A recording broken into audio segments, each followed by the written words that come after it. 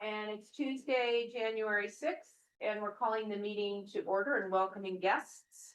If you're a guest here, and you want to speak, you just state your name and raise your hand so that our, wonderfully competent minute taker, Carol, who is online, can make sure that you're accounted. Okay, so our first order of business is to approve the minutes. Oh, you know what? I forgot to put on, so I do need to make an agenda. I do need to make an amendment to the agenda, which is, or not an amendment, yeah, an amendment to the agenda, which is also approving the special select board meeting minutes of Friday, February 19th. December 19th. Friday, December. Yeah, what did I say? February. February, okay, December 19th. Is that okay that we add that on? Yeah. Okay. So approving the minutes of December 16th, regular select board meeting, is there a motion to approve those minutes? I'll make that motion. Okay, is there a second? I'll second. Larry will Okay, Larry second. So Paul moved and Larry seconded, moving the minutes for December 16th. All those in favor, say aye. Aye. So let's make sure we sign these by the end of the night, you guys. And then to approve the minutes for the special meeting on Friday, December 19th, which was to choose a engineer for the RFP for the 7 flood damage sites. Is there a motion to approve those minutes? Okay, Zara moves. Is there a second? I'll second. Larry seconds. All those in favor, say aye. Aye. Okay, the ayes have it. Carol, just so you know, Stacy's back in person. I don't know if you see her, but she's here. And welcome back, Stacy, from your long road trip, your van life. Back from van life. Okay, so I also have a tiny amendment to the agenda before we approve it, which is under the 605 consideration acceptance of conveyance documents related to Welch Park Association. What's missing is the article of dissolution, but we have 2 forms here, which are the easement rights and the conveyance of Welch Park Drive that I'm going to ask that you give me permission to sign. And I think Carl Balin's supposed to be coming. He probably won't come until 6:05. So, and then I'll tell you a little bit more about that. So I just want to make that motion, or with that, the motion that we approve it with the caveat that we are removing the articles of dissolution. I also have a couple of, under other business, a couple other correspondence, which include, Mike Hill's request to the lawyer about sanding. So I want to just, briefly talk about that. So is there a motion to approve that agenda with those little additions? I'll make the motion. Okay, Zara moves. Is there a second? I'll second. And Paul seconds. All those in favor say aye. Aye. Okay. So we are here. Is Eric here? Okay. So, he did send a highway report. This is Michelle. He actually got called out or called back. Oh. Thank you, Michelle. You're welcome. So a bi-monthly road report. It looks like, I mean, was anyone gonna speak about this? I don't wanna take away anyone's. No, go ahead. I have to do it, okay. So it looks like the Kenworth is fine. The International is running with no issues at this time. And they replaced the brake hand bracket and an air valve. The Freightliner is running with no issues. Everything's running with no issues. Just put that down, Carol. All trucks are doing fabulous. Road Brook issues, Old Brook Road, waiting on design and permits. So there's no changes at this time.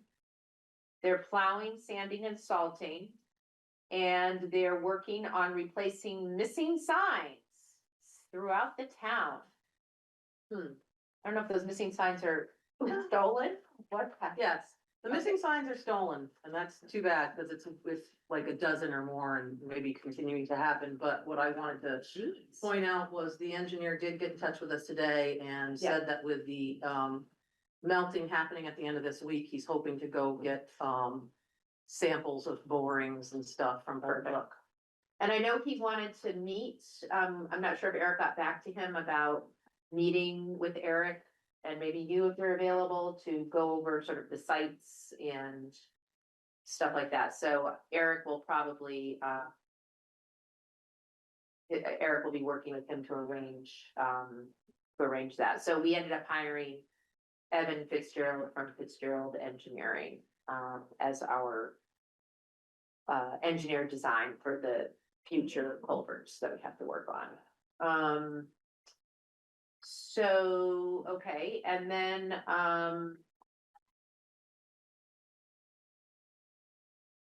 any updates on FEMA payments from Zara? Sure, we met with our FEMA project director manager yesterday, who informed us that no payments from FEMA have gone out since sometime in September. October was the shutdown, he believes the holidays, we are pushing him to repay the Brook Road, which would be our last project for 4810. And that's $1.2 million, which would actually kind of hold us based on your numbers, the spreadsheet that we did, that would pay the last of what we've paid out to contractors at least. Okay. So, Hopefully by, so we could like use Yeah. that money to pay back our loans that we paid to contractors, okay. It was interesting, I was talking with, Plainfield Select Board member, I don't think he's the chair, but he works at Capstone, and he was saying how they're getting a couple $1 million from FEMA. They never contracted out for their work, for their Plainfield work, their town of Plainfield work, they did all the work themselves, so all this money that they're getting is just being repaid to them. They don't own the Brook Road, which had the worst damage, that's a state, highway rather. Maybe it'd be a federal highway, but I think it's a state highway, so that isn't their responsibility anyway. So I found that interesting, because we found out that our amount from what our town people did was a couple $100,000. it was significant, it was about, I mean, it's kind of gonna cover our portion of the Right. damages. But we had just so much more too, right? I mean, we had the entire, and our roads were done, you know, in a way that I think it will in the future help them recover. If we have another storm like that. Okay, I don't really have any updates on the A&R. The only thing, Paul, that we need to do, and Eric, if he,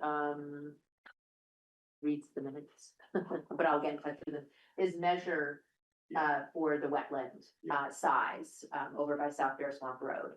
And that has to be done and presented to them by January 26th. Let me think if there's anything else. Oh, the update on the home buyout demolition. Wait, I have it right now.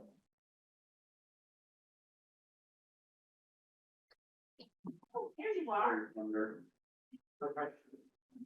Thank you. You just missed it. There's no problem. That I can go. Yeah. You can go now. We'd rather you stay. No, all I said was that I was curious if you had gotten back to Evan about his request to meet, to actually physically see I the, sent an email. you did, okay.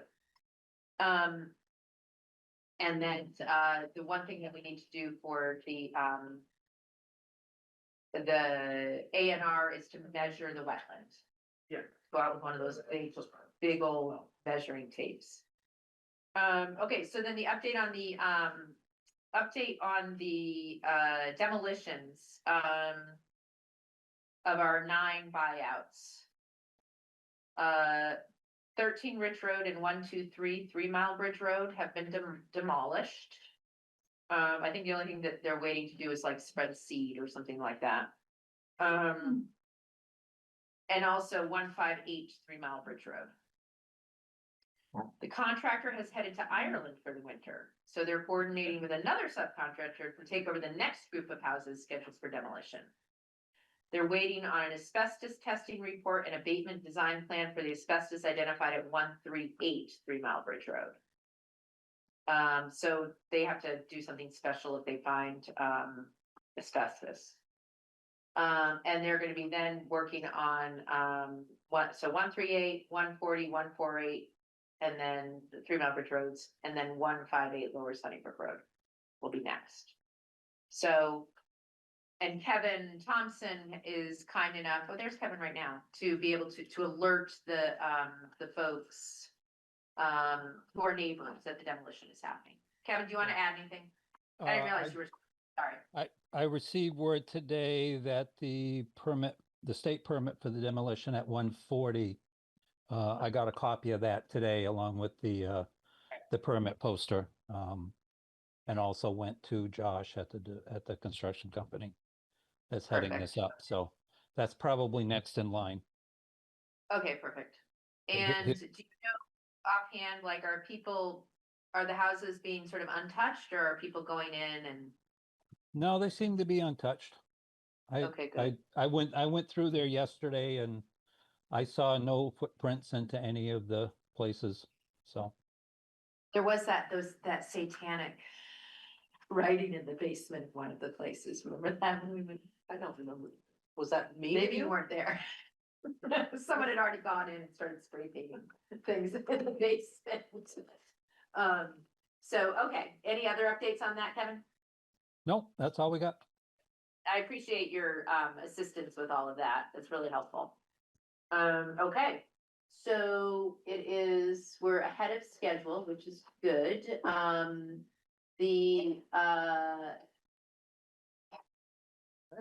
you. Thank you. Maybe I shouldn't sit by the window. I don't know if we should wait, because there might be some other people from the FIT team that want to hear this thing from you. What I could do is go under other business so that we're not. How many members of the FIT team do you need? No, I'm just saying if they were hoping to pop in at 5:30 and then missed it, because it's on the agenda for 5:30. Seriously doubt it, and we've got tomorrow's meeting, so we can certainly update everybody at. Okay, so do you want to just present now, 15 minutes early? You got half an hour. You could. You might want to, come up here, maybe a little bit closer. Yeah, just come up to the table. I can scoot. You wanna move this? Oh, yeah. Read it, please. We'll put that right there so we can hear you.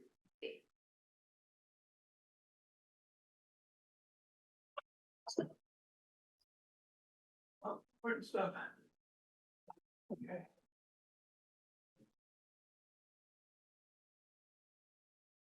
Let's start talking. I have to. You can start talking. So, oh yeah, so everyone, this is Dave Magida from Middlesex. And he is. And he is the chair of the FIT committee, facilities improvement team. And he's going to give us a overview of the work that the team has been talking about in regard to our facilities, and in particular, the town garage and town hall. Take it away, Dave. Thank you. If you can't hear me, please let me know. I think it's very healthy for the town if the FIT committee and the select board meet on a fairly regular basis, so that we don't put one of us ahead of the other. And there's some big beefy issues. The number one thing being this, the amount of money involved in these projects is going to be significant. So we want to make sure we're doing everything efficiently and that we're informing the community properly about what we're thinking of doing, what we will be doing. And the best way to do that is maintain our own channels of conversation open. We have 2 select board members on our committee, which is helpful. I want to read off a list of general terms that the committee will be doing. But our main charge from select board, as I understand it, is that we should evaluate all buildings owned by the town and determine their condition, their ability to meet the goals going forward, that building in the town. So I wrote down a few things that we will be reviewing for each building. And when any project that we undertake, we abide by the following guidance. But I'd like you to weigh in on that. Adherence to health and safety codes and standards. Condition of the building's structural systems. providing access for all using ADA as a reference, the guide. Energy efficiency operates reliable, properly sized, commercial grade HVAC systems. Flexibility of the spaces for the users and visitors. And addresses deferred maintenance items with a long-term goal of focusing on planned maintenance to minimize the amount of maintenance being deferred. So I see some heads nodding, you're falling asleep. You're agreeing. Any comments about that? That's a pretty logical list, I think. Seems like a good 10,000 foot range. Yeah, Yeah. that's what we need to start. You can also make sure by doing this, that we're addressing the things that need to be done. And we're not understating the cost of the project. The committee is divided into two groups, two subcommittees now. We have one working on the town hall, another one working on the town garage. And do you want to do the presentation on town hall? This is nice and quiet, no one knows that. I don't, I see Kevin gave the presentation the last time. Yes. If he's willing to, he's still online, I'd rather have him do it, he's more familiar with it. I'm also, I can do it as well, but Kevin will do a better job. Yeah, he's There he going is. on. Well, I wouldn't say I'll do a better job, but I can give you a quick recap of what we have talked about. We've looked at a couple different things with the current town hall and have also looked at the old fire station behind the town hall. Both structures have the kind of square footage we need. The big issue, of course, with the current town hall is the access. You've either got a half floor down, a half floor up, a lift that's hard to get to, and that doesn't always work. And also the layout of the office space currently is not ideal, and probably the biggest issue is the vault space. And Sandy has been really helpful in pulling up information on past studies. All of these things have been looked at in the past. And one of the, I had this great idea, let's just convert the old fire station. Turns out that's actually been looked at before and been suggested and just kind of got tabled and nothing, it was suggested and then nothing's been done since. What we haven't looked at yet with this committee is one of the ideas has been to combine a new garage with a new town office space over, connected somewhat to the town garage over near the school. At this point, these are ideas. And I think one of the things we need to start doing is to figure out what the town wants, both the residents and the different the select board and kind of look at what's figure out a direction to go and then start studying some costs. So all we've really talked about at this point is options.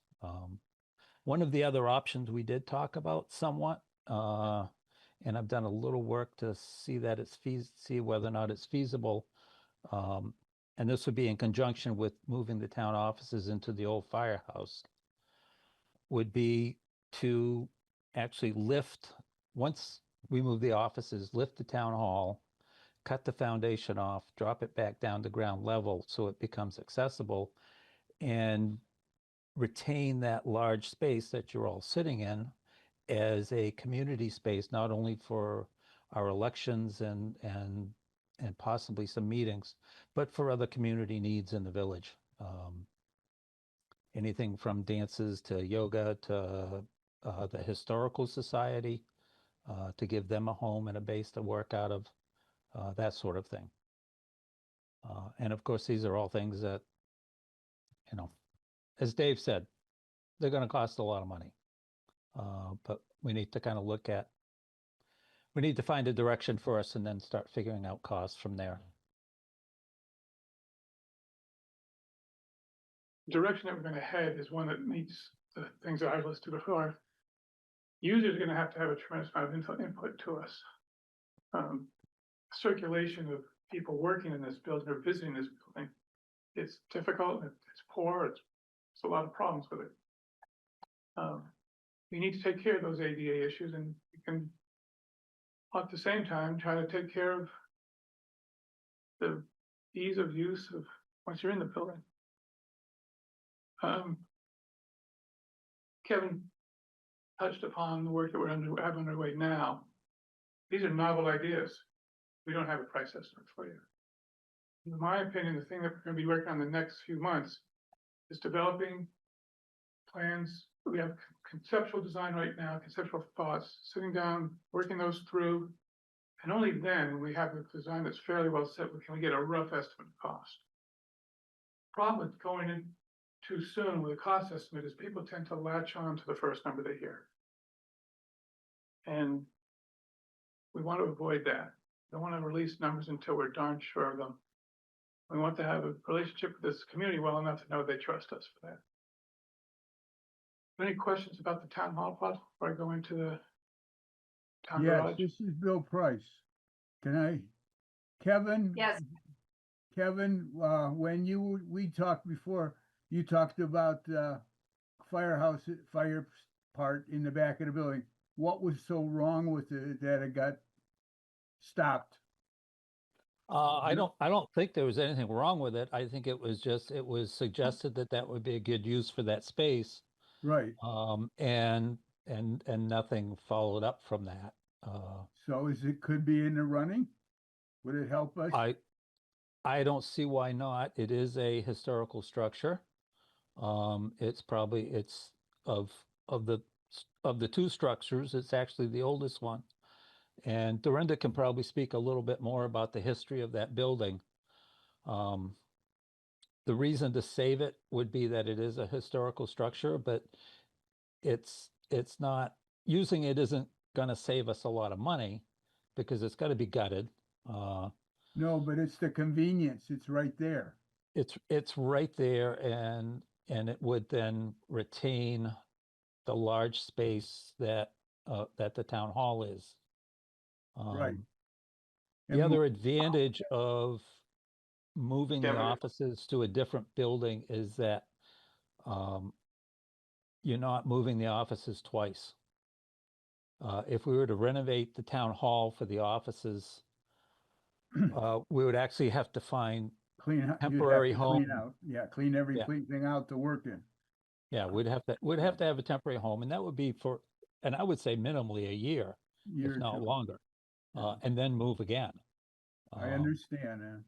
But by if we can maybe when you're searching, see if that's possible, where you can move some group to widen buildings or enlarge buildings, or the rooms rather, and it would be like you say, it's a one move shot and it's right by there.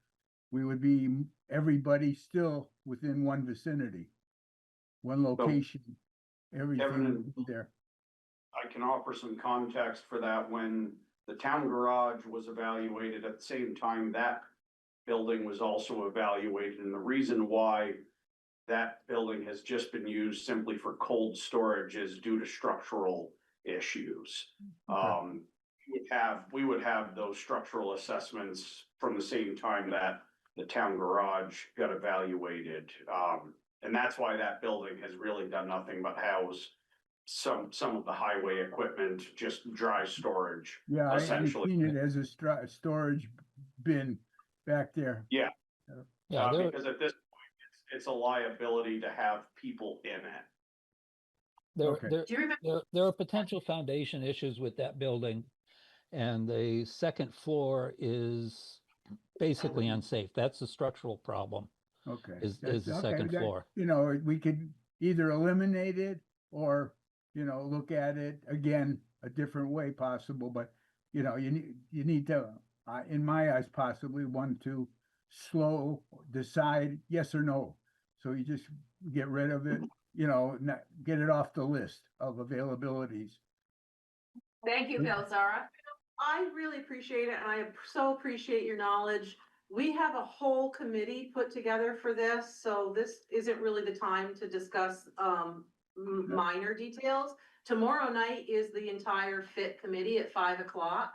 And I'm happy to forward you that Zoom, meeting, so that I'll would be be the there. time to. Thank you. Thank you, Kevin.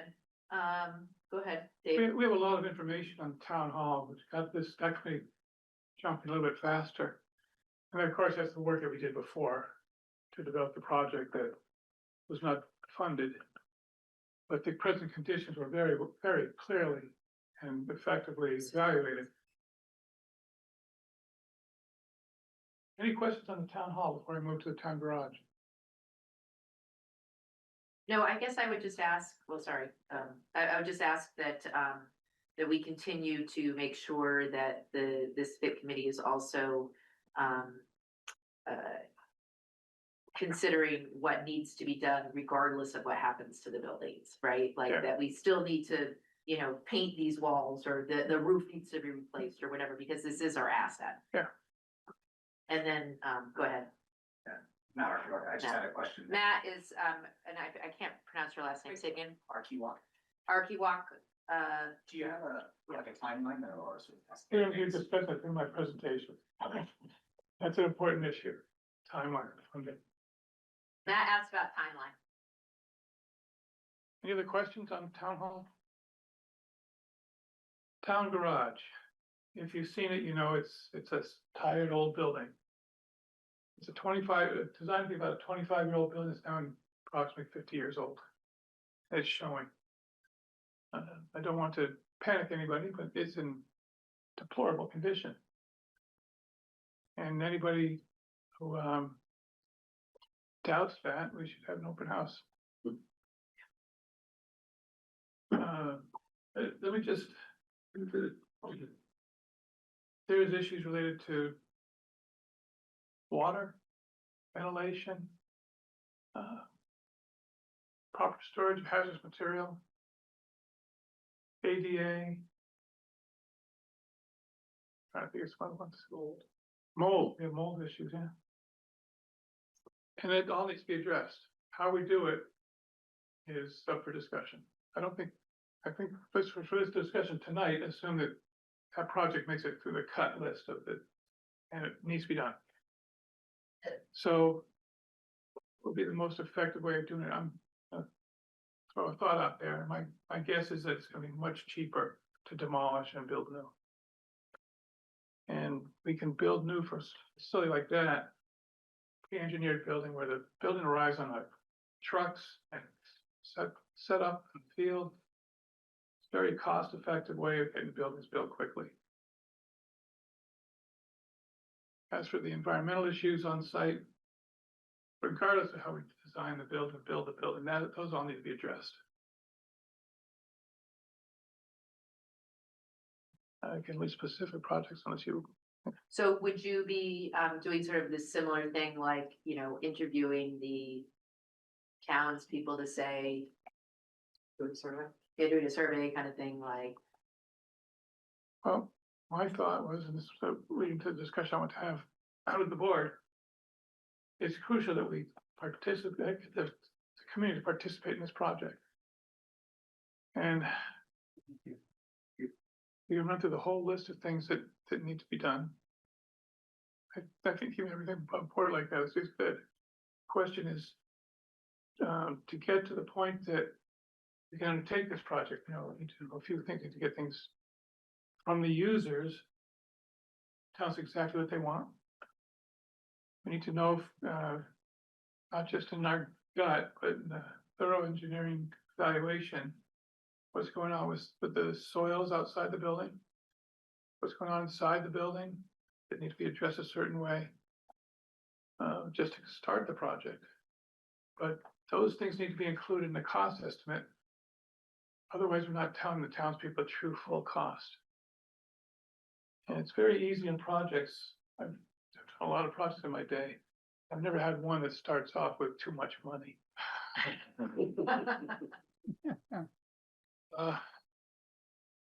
We need to come up with these things and we'll do them effectively. But to get the full, that proper budget out to the community, we need to include everything. That's not just construction. That's professional fees for doing cost estimates and design work.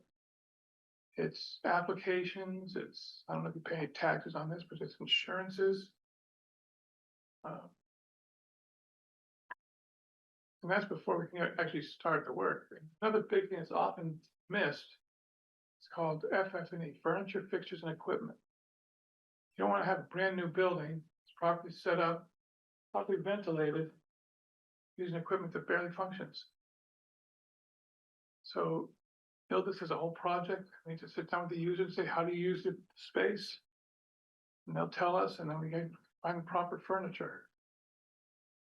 And as long as I'm involved in the project, you're gonna hear from me that we need to take a long-term view that the equipment and systems that we put in the building need to be long-lived, designed to be easy to live with, and are very durable and reliable. Savings will progress substantially over the years, but it might be a bit of a shock. You see that sticker at the very beginning. Furniture alone, I've experienced with poor furniture and excellent furniture. Hear what you pay for. That steel case piece of equipment is gonna last you 30 years. You hope to save yourself $500 on the purchase by getting it at Staples. It lasts 3 years, and you throw it out. So all of this, that's gonna be, that same viewpoint is gonna be extended to the rest of the design. Is the structural system properly designed so it's not going to require some kind of upgrade in 20 years? And just run down the whole system. Any questions about the town hall? Excuse me, town garage? Well, I think also too, this could fit nicely in with the end of our fire station bond, because it's gonna have to be bonded. Mhm. And so it could be fairly seamless in terms of not being this giant increase to the taxpayers. Because we will have finished the fire station bond and then can transition into a new bond. Which was not quite the schedule had the town hall passed. There would have been. We could have kicked the can down a little bit, but it would cost us more money by doing that, like putting off the payment till that bond ended. So that's something to consider, Okay. that this will be done in what, 2 years, 3 years? But the last payment is the fall of 29, which is FY30 budget. Yeah. And you know, with these projects that don't happen right away anyway, they have a system where you can kind of put off paying like anything towards the principal, like in the first 2 years or something like that. So that it's less of a hit on the tax base. Let me throw out a potential schedule. Like the select board to tell me what you think about it. And then we'll, from there, decide how soon we get information out to the public and what it would be. We can't get you ready, let me back up. How far in advance do you have to have things scheduled for vote? Well, I mean, if you're talking about to do a bond, it is. I'd have to ask They the only do details, but is bonds it? twice a year. Yeah, they do it like in the spring and in the winter, or the winter and the fall or something like that, and then there's a process. But they're really good at like explaining to you like when you would need to be able to come up with a number that you put on the bond. So there's a little bit of a process, but I wouldn't, like, we're not losing any time right now. Like, if you gave me a time frame, we would say, oh, this is gonna fit in this time frame or that time frame. Okay, Like this bond or that bond season. okay. So you don't need it for the town meeting this year. No, Good. I know, it's We're too not- late for we're not that. gonna be ready for it. no. But you know, if you were thinking about, November's probably too early too. It might be next town meeting. I think we might be able to get it ready for November. Okay, because that could be, I think, the winter bond, because didn't we So I vote? think you submit it like in the fall and then you get awarded in the spring. Yeah. And in the spring, you get awarded in the fall. Yeah. If I remember right. But if we're gonna want to vote in November, how soon before November, whatever it is, we have to have that cost estimate? Oh, I think it's not very far, like a couple months. Not even, I think it's a 45-day warning. Yeah, or it's not something. a Okay. huge amount of time. So should we keep that as our committee's goal?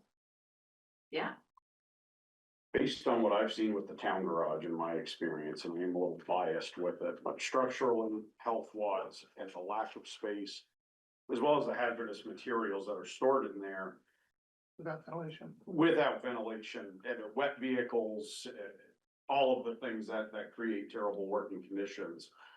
And not to put the town hall aside, but that building is going to be a big project. And that building is way past its due date. So in my opinion, making that our priority would, I feel strongly about that. Second. I agree too. And I think, the sort of the piecemeal that we're doing right now with the town hall may be something for you guys to consider, like, what is it, what are the priorities for the town hall to get it into a situation that makes it a little bit more comfortable? What's the next priority for the town hall? It's probably getting an elevator in, so maybe that's what we work on. Mhm. And then what's the next priority? Maybe it's redoing these floors and putting up a couple cubicles, right? I'm kind of, whatever. Or painting the walls, right? Something like that. Upgrade. Yeah. That's good strategy. It poses some issues for business continuity. But we can work through that. Dorinda? If we are considering potentially moving the town hall over there, that's one of the options. Do we need to kind of be dialed in if that's the route we're gonna go? So do we plan for a building that's gonna have, 2,000 extra square feet or something on it? Or is that something you would say, okay, now let's add on to this building, 5 years down the road or whatever you're gonna do? I think, don't we need to Adding on kind to of a have new that? building? Huh? Are you saying adding on to a new building? Adding on, so we're Like talking combine. about Yeah. maybe moving the town hall, so would we need to know whether to add that extra square footage at the initial build, or could we add on down the road?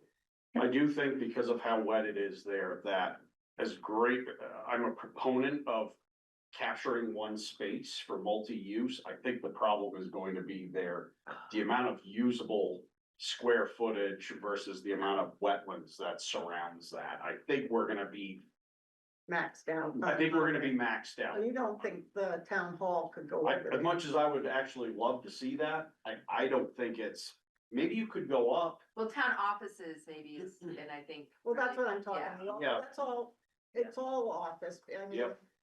it would be senseless just to keep this building here if your offices are gonna be over there, I would think, so.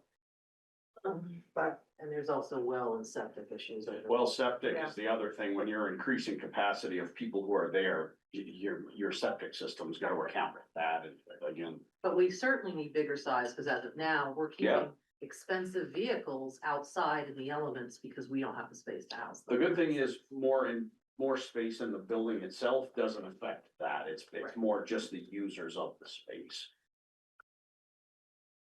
Okay, Yes, Matt. This really is a place I should ask, but I'm curious, are you guys considering the fact, I imagine it would be less expensive if we had to go to new buildings to do all of the construction at once in one location. Are we or we have to put the town garage in the space we have right now? No, we don't have to do that. I thought you were looking at both options, right? Yeah. You'll. We will evaluate, Okay. but it probably. Let's do site improvement if we build a new site. That's a good suggestion.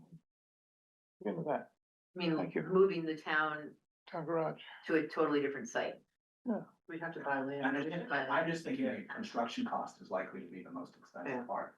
And if you do all of the construction for town hall and garage. Oh, I'm sorry, this answers your question. Yeah.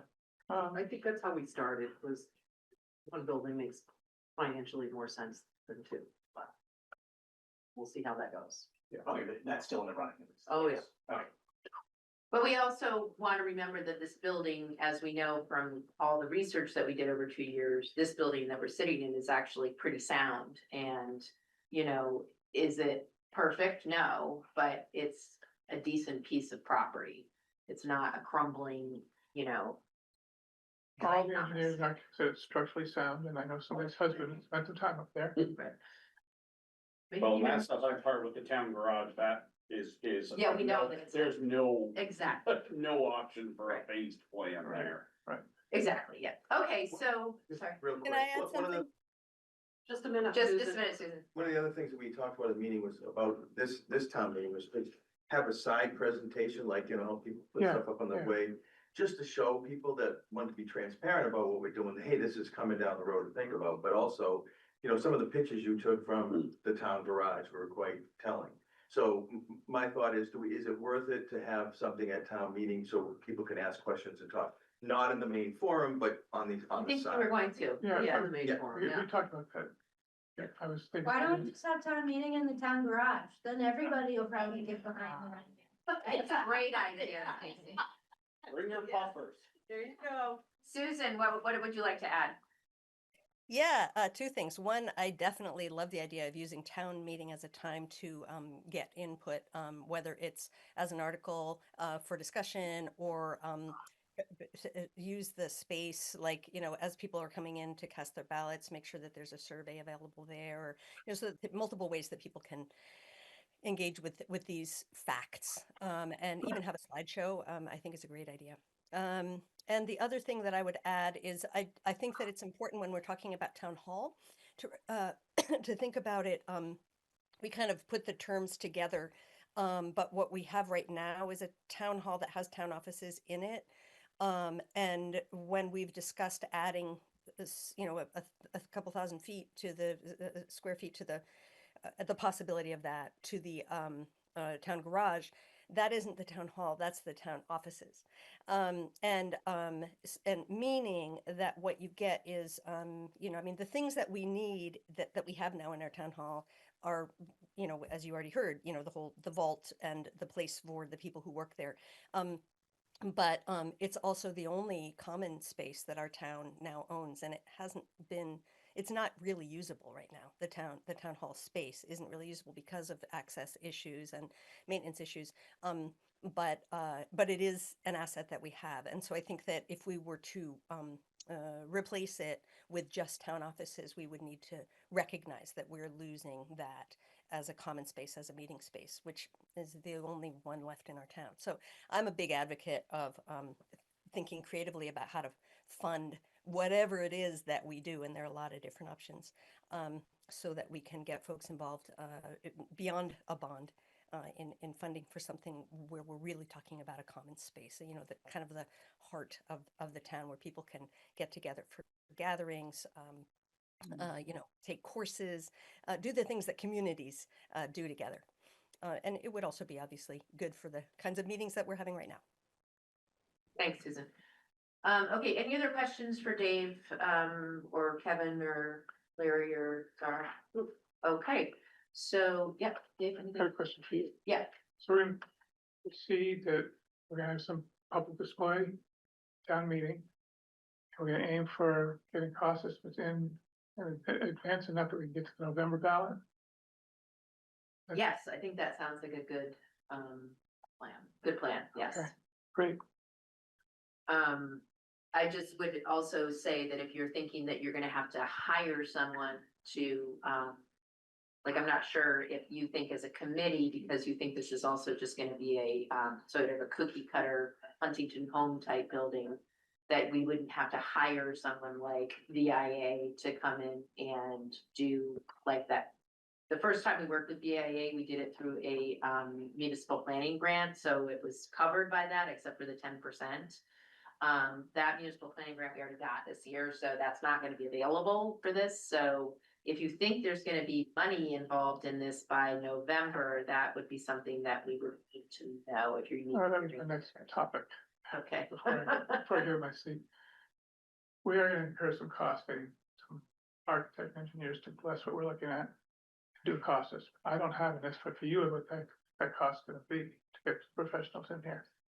I would guess if it's similar to what VIA did, it was around the 25,000. Yeah, And I thought we talked about also doing a call out to the community to ask if there were any professionals who Yeah. were willing to volunteer. I've only got a call and we haven't connected yet. Oh, great. Okay, yeah, I mean, ideally, that would be great if you had. About that, And it could be somebody, competent. Right. Okay, that's not, could be okay, could be somebody from the company that might want to wreck the building too. yeah, okay, cool, thank you for your updates, appreciate it, that leads us to, the update from Lowry Sharp, who I asked to join, I don't think he knew he was on the agenda, but I texted him. and said, please get on, to give us a little update on what's happening with that radon mitigation. Yeah, thank you for the timely warning. Um, Mike Cosgrove of the company that's putting in the system will be there tomorrow morning at 9:30, and he'll be installing basically a fan system to suction air out from underneath the vault continually and expelling it out of the building. So he's going to drill a hole into the floor next to the vault where there's a big filing cabinet now, and he'll install duct going up and out of the building, and so that will draw, all gases out of the subfloor in something like a wide enough radius that it includes the entire vault and underneath the town clerk's desk area. So any radon that might be, seeping up in that floor area should get expelled. So the next step, once he's installed the system, is to actually have an electrician install an outlet for that fan somewhere, accessible to the fan, which is going to be basically up on the wall to the outside. So it won't be operational tomorrow morning, but then we'll know we'll know where an electrician would put an outlet. And then the second half of the payment will be due to ASD of Vermont, the company. All righty, any questions for Lowry Sharp? Good job, Lowry Sharp. Good job. Well, Thank you. let's see how it goes. We'll monitor the radon levels over the next few months and hopefully see them Yeah. plummet. Great, thank you so much for organizing that. All righty. Okay, so, we do have, Carl, Balin here. And I would like to, if Carl, we weren't expecting anyone else, were we? I think just you. Yeah, so I would love to just jump ahead to the Welch Park. And then we can do some of the other business so that we can get right into the budgeting before 6:20 and try to spend more time on the budgeting. So the Welch Park, just to give everybody an update, this has been going on. So the Welch Park Association was something that happened, I don't know how many years ago was it, Carl? 19 years ago, yeah. So, which, as like Dorinda knows, as her work in the treasurer, we had, the town was a member of this association, and we had, sort of shared bills with two other groups. One was Carl Balin and one was the Spenderson group. And so for the last, how many years, Carl? 3 or something, we've been working on trying to dissolve this. 19 years. Okay, so for 19 years, we've been trying to dissolve the, and so you may recall, Peter Hood was very involved in it.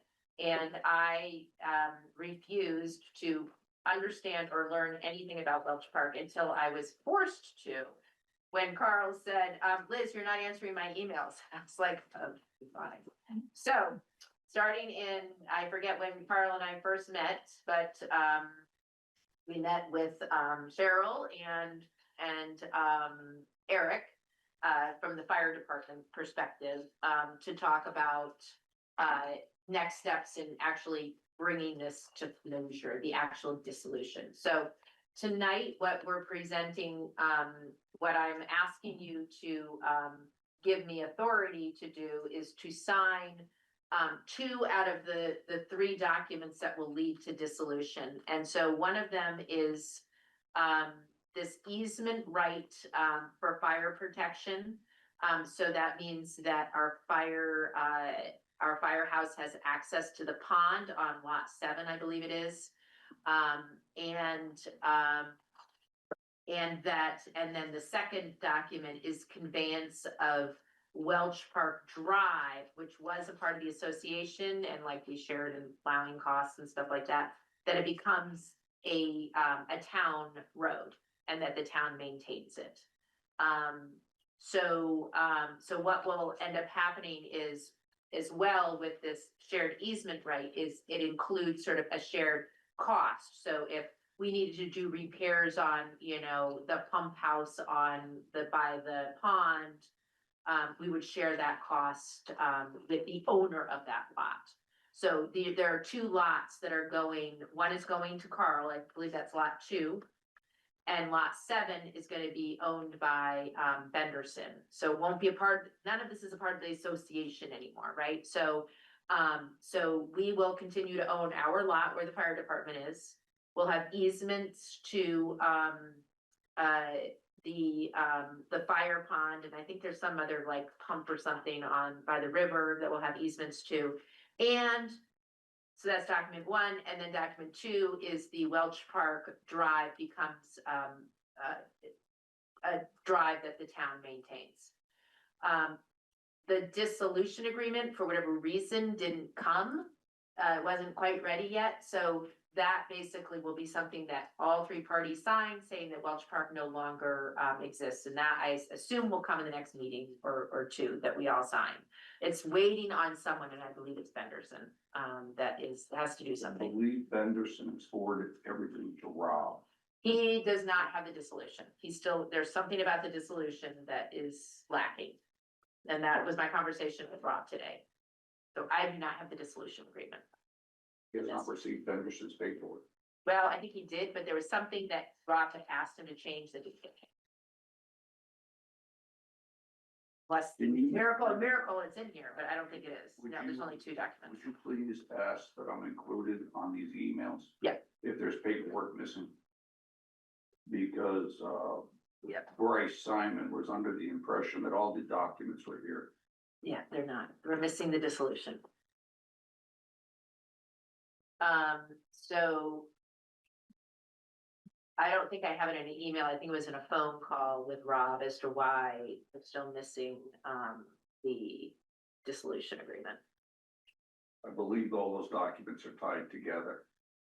The dissolution mentions these other documents Yeah, and that there's. Rob said it was okay for us all to sign these now because they're separate from the dissolution. But that we can't record the entire. Yeah, so that's the other thing. There's no recording done yet. We don't even have the recording documents yet either. So that's another thing. But the transfer documents to the The transfer state, documents. will they be executed? They are, but they're not today. That is still something that has to Is happen. there a timeline when they think this will be? I think, I said to him, I wanted it done by the next meeting. Like that, well, I don't know that it can be, I think our next meeting is next week, isn't it? Because of so it probably won't be till till a meeting in February. Will you ask Rob to have a conversation with Bryce? Rob, Yeah, Yeah. because Bryce is under the Yeah. He's under the impression that this is the conclusion of it. yeah, it's not, unfortunately. Is it wise that we piecemeal this, or should we wait until? He asked me to. Rob said you can piecemeal it, because I asked him the same thing. I was like, should I just wait? And he said, no, these are fine to sign right now while we wait for the dissolution agreement. So I'm gonna trust Rob with that information. Or we can table it and I can just hold on to these things. I don't know if anyone has signed them. Can I look at it? They have, yes. Since, from that, Kevin, yes, no, he's a notary. Steven Scaloni, yes, manager, he has signed. Steve Benderson. Yeah, and the only people who haven't signed are me and Carl Balin for this one. And the maintenance agreement is signed. And we need a notary, which we have. Got a few of them. We have 2 of them standing right here. Yeah, Stephen also signed it. So my suggestion is that the board make a motion to approve that I can sign these documents in front of the notary, and then Carl, you can also sign them in front of a notary here while you're here. But that's not a motion for you. It would just be a motion for me to sign the documents. Okay, does anyone have any questions about Welch Park? You need me to make that motion? Sure. I'll make the motion that you can sign off on those documents for Welch Park. So the two documents, Carol, are called the, shared easement rights and, conveyance of Welch Park Drive to the town. Is there a second? I will second. Paul seconds it. All those in favor of Liz signing them, I say aye. Aye. Aye. I wanna read them first. Okay, Stacy wants to read them first. But the ayes can have it. And I'll just abstain. Yeah, okay. Stacy abstains. Okay, so I will sign them. Carl, do you want to sign them tonight? Are the quitclaim deeds included in this? You see quitclaim deeds? Well, there's quick thing to. So this is only for the town, my things. The town fee, they're receiving an easement. Yep. Let's see what this one, this is a quitclaim deed, and I think this is just for the, this is for the road, Welch Park Road. So in terms of like the quitclaim for like lot 7 and lot 2, we don't have anything to do with that on the town, according to Rob. Well, the We don't have to sign association anything. needs to sign those. Yeah, the And association. The town being part of the association, you're not gonna wanna review those? I think Rob has reviewed them, but I don't have to sign them. The town doesn't sign those two. Okay. So, but yes, Rob has Under reviewed the them. interpretation the board may want to Oh, eliminate any confusion. well, And everyone's reviewing these docs.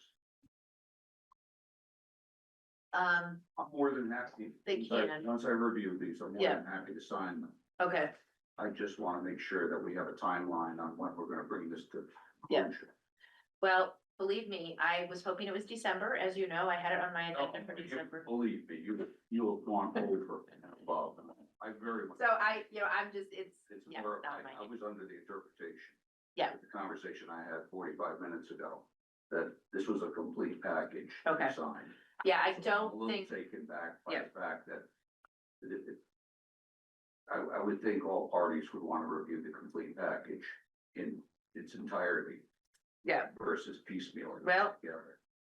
I'm more than happy to sign tonight, but I just want to make sure the town's appeased with the easements, that the docs are all signed, we're relinquishing the power for the road and town will inherit Yeah. the road.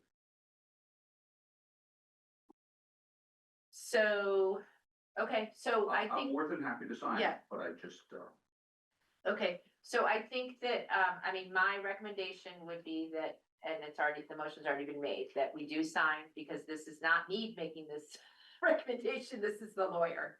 And so I'm just going by what our town council has said I should do, so that's what I am proposing. And that, I have asked him to get us those dissolution papers so that we can have that be on our next agenda, so that we can sign those as well. And I think that that is something that all three of us sign as well, those dissolution papers. But I don't have them here, they're not this. and the date for that will be, Well, I don't know that we can have it as early as next Tuesday, because that's, we're pushing, we're having 2 meetings in a row because of our budget session, our budget season. sure. And, The you reason know, I'm asking, though, I may be traveling. oh, you may be traveling. Are you traveling next Tuesday? Maybe? I could be. Okay, because we can try to put it on next Tuesday. I can put it on. I can always table it because nothing has shown up. Wait, if he's gonna be traveling, don't you prefer February? No, I prefer tonight. That's not happening. And Let's get this signed, let's get the other docs. Yeah. I just would like to review the docs that you. Yeah. Okay, sounds good. So would you be willing to notarize us? She Or someone has their notary? Brenda just went over. Well, we've already given you authority, Liz, to sign. Do we, Yeah. do we need to wait for another meeting for that? If we've given you authority to sign on behalf. Well, we haven't given, I didn't give you, yes, so we could add back in, that I have the authority to sign the articles of dissolution. which is in the agenda right now. We just don't have it. Well, when you do, you're are authorized to Okay. sign. So can you add to the minute, Carol, that we're including the articles of dissolution, but they're not available tonight to sign? Okay. February. So, Carl, who's notarizing this for me? Brenda. Okay, so if I sign right now, Brenda, where, I don't see Brenda. February. Oh, there she is. I'm gonna sign these right now, Brenda. Yeah. And, you're gonna you're gonna stand over me.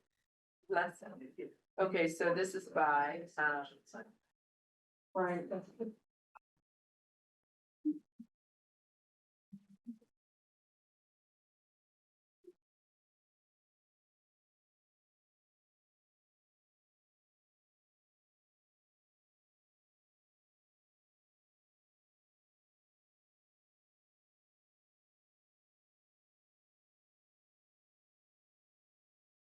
he's taking what, 1/6 or 1/7?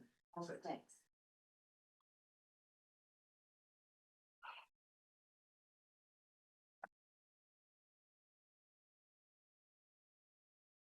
There's that.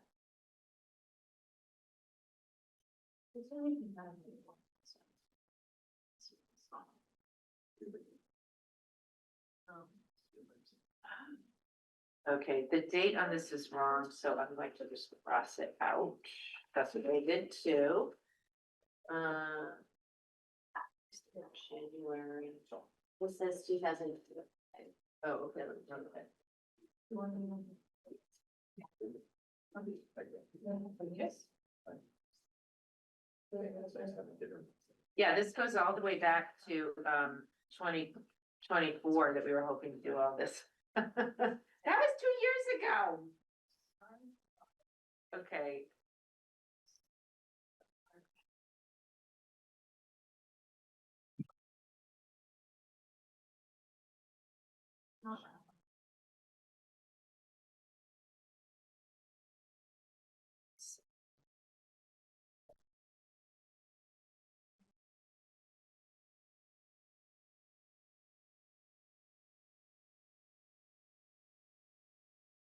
There are 2 copies of each one of those documents right there. There's only one copy of each. So you wanna take a copy of the signed document from the other, just so you can review it, or how do you wanna deal with this? I'll read them right now. Oh, He's you're gonna read right now. I'll read it, you just. Okay. Yeah. Right, I don't worry.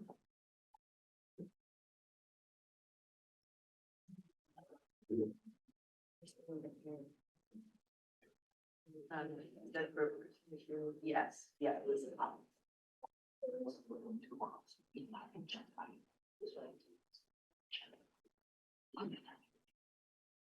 Where's this one? Where did we do this one? Yep, you can give that to Carl. Yep.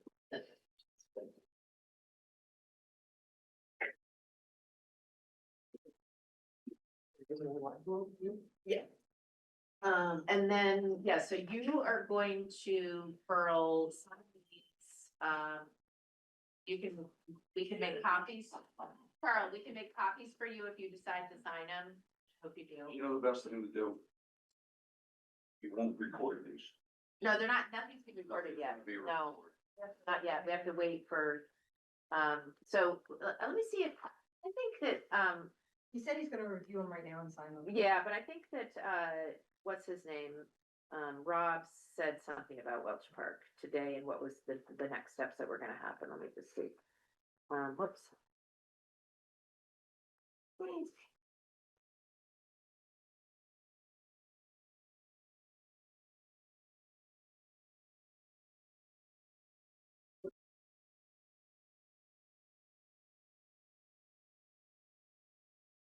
Okay, here he said, Carl, for your answer, thank you. Once the documents are fully signed, they should be forwarded to Bryce Simon, as he will be responsible for preparing and filing the required property transfer tax returns. Bryce will then forward the doc for filing in the land records, okay? And then I said to him, yay. And that final document, the dissolution of Welch Park Association, will that be a future agenda item that the town needs to co-sign with the others?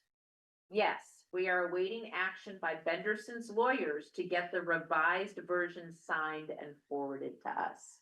Something was wrong about, he reviewed it again, the dissolution. It was missing something he had asked him to put in.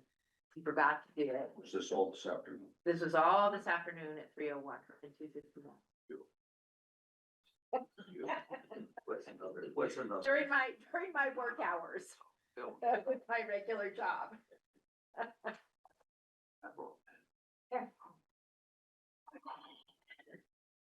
Do you want to fill in on this date? Yes, please. Well, I don't know. What does it say? Because that everyone signed different times. This maintenance and easement agreement, maintenance entirety as of, and then the date of. I'll leave that up to you. What? No, that's I would leave it up to her. That's the top thing. I would say today's date because that's when it's signed. That's when we all signed it. Because they signed it in December. 6. Oh. Go again. All right,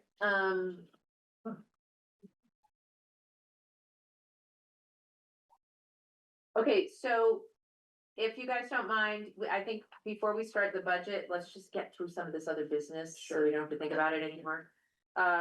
So I did, I think we do need to, sign and approve, I think you had a copy of it. I think you took the only copy of the, select board report.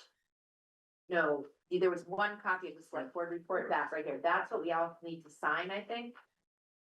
So if you guys are okay with signing the select board report that I sent along. Oh, we each have it, okay. Yeah, just I so think, everybody- doesn't it get signed and we see our signatures in the, Yep. yeah. Okay, Actually, I don't think it was. I thought that, well, let's just sign it anyway, Liz, there are quickly beats here. that's just one for the road, There. right? Yeah, it was for. That's just a quick claim to, yeah. That's the one thing that, but it doesn't, we don't have anything to do with the 72 spots, but like, I know, because it's no longer May. So, is everyone okay? Can we make a motion to approve the select board report for 2025 town meeting? Report for 2026 town meeting? I'll make that motion that we, approve the select board report. Okay, You made the minor changes. I made that minor change, yes. I'd second it. Okay, all those in favor say aye. Aye. All I said was this, to correct, I said. Along with the city, I just took out that whole thing. This goes like this. Who seconded that motion? Larry moved, and who seconded? Zara seconded it. Okay, so let's just, these copies, I'm not actually sure we need to sign it, but I thought that when we put a select board report in, that we saw, again, we just signatures. All right, anyway, let's just sign it. Okay. Okay, so, correspondence, interest in the town clerk role. So this is under correspondence. I had a couple people reach out to me. Bridget Browning is here. Some of you may recall that she also was on our board for about a year, was it, Bridget? Yeah.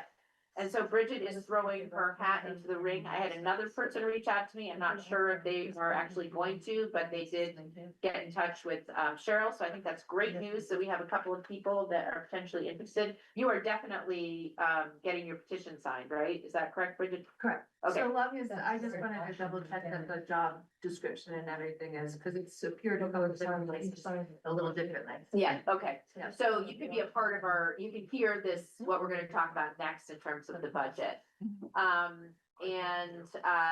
Zara got a couple of emails concerned about the pay range for the town clerk, but I think as she mentioned in her Front Porch Forum post, we're required to put the pay range, which came from the Vermont Leagues of Cities and Towns. So it is what it is, in terms of, the fact that we put down $15 an hour. I mean, we're not gonna pay a town clerk $15 an hour, but that is a pay rate. 17. Okay. Care, that was an inquiry from us, about you know, what happens during an emergency, if I have someone who's homebound, you know, is there anyone around town who can check on that person, because I might not be around, because I'm caring for my elderly parent. So I did mention to this person about CARE, which is the Citizens Assistance Registry for Emergencies. However, just in case anyone's listening going, oh, great, I can sign up for that. You can sign up for it, and it's a good thing to do, but really all it is something that if there's a townwide emergency and we deploy our emergency management plan and like have a, you know, set up and, you know, we're dealing with an emergency, we would go to this site to see who in Middlesex is on it and, you know, make sure that we somehow check in with that person. It does not mean that if there's an ice storm and we didn't deploy our emergency management, that we're gonna go and check on this person. So, the other thing that it does, this CARE emergency plan does, is that if that person were to call 911, if they've been registered on the CARE, it might say something like, this person is deaf.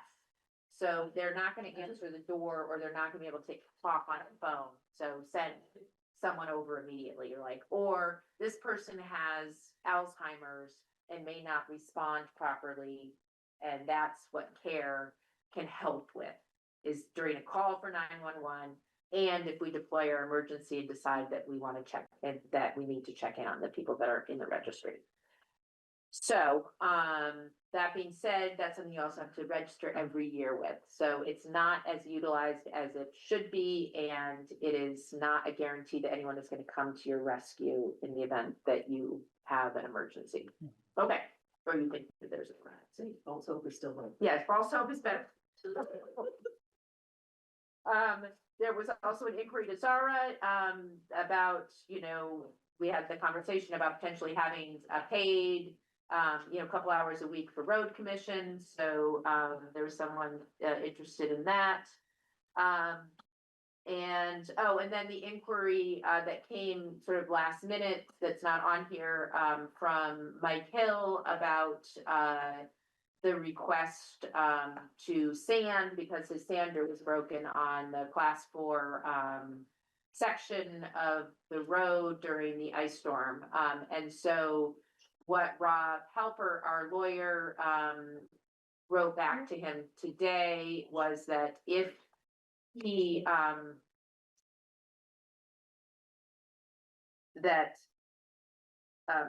what Rob is suggesting that he does is that he goes formally to the board. So he's put on the agenda. He has two options for asking us to, well, first of all, let me back up.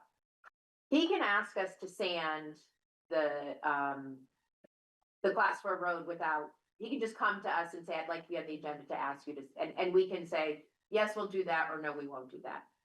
But he also, in his email to Rob, had talked about wanting this again to be a class 3, like he had done. I think it was back in 2022. He had come here and, you know, requested that the board consider turning South, what's it called?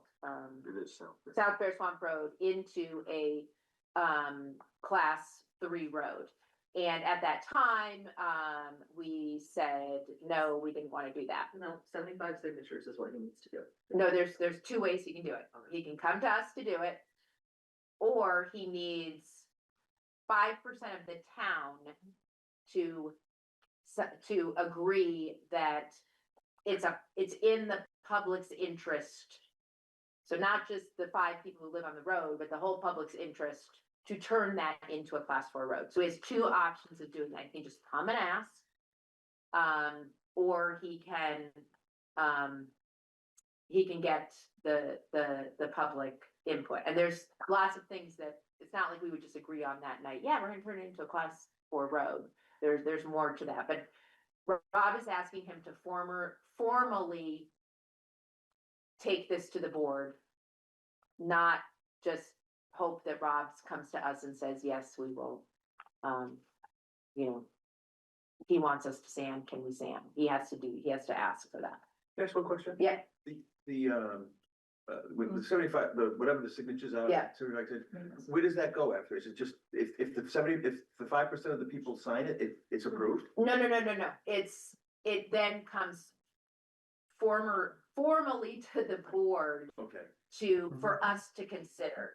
And it's probably, I think Rob is suggesting that because when we as a board consider making a decision such as turning a class 4 road into a class 3 road, we have to ask ourselves, does this benefit the community, right? Is this something that, for the cost, right? And if 5% of the population says, yes, I think it does, then that gives it more, We have to consider it. yeah, we have to consider it, and we have to go through like this whole process of, having a public hearing and all of that kind of stuff. So that gives it a more substance, I That guess. makes more sense. Yeah, as opposed to one individual coming and saying, I want you to turn, that's, we're less likely to approve something like that than we would be if 5% of the population agreed to come in and say that we should turn that into a class 4 road. So that remains to be seen whether that's gonna happen at next meeting or the meeting after. I'm reluctant to do that as soon as next meeting, just because of our budgeting, and this could take some time to have a conversation. So I'd rather that we give it more, time than, just 5 minutes on the agenda. I'm sorry, yes, Stacy. So I just think, like, because of the contents of this letter, which contain various references to select board members in their individual capacity, was there a reason why Rob's response, like why we weren't copied on Rob's response to Mike? Cause I'm like, He probably should have, yes, because it came to all of us, didn't it? so the Yeah. initial letter, Yeah. from Mike. from Mike Hill. Yeah, to you might not have your Duncan email. and Rob did copy all of us, but I don't believe we were all copied on Rob's response. Okay, I can forward it to you because it just came today. Yeah, This that'd was be just great. today, yeah. I think it's appropriate to keep the board Yeah. at least copied on all Um, since they're not privileged.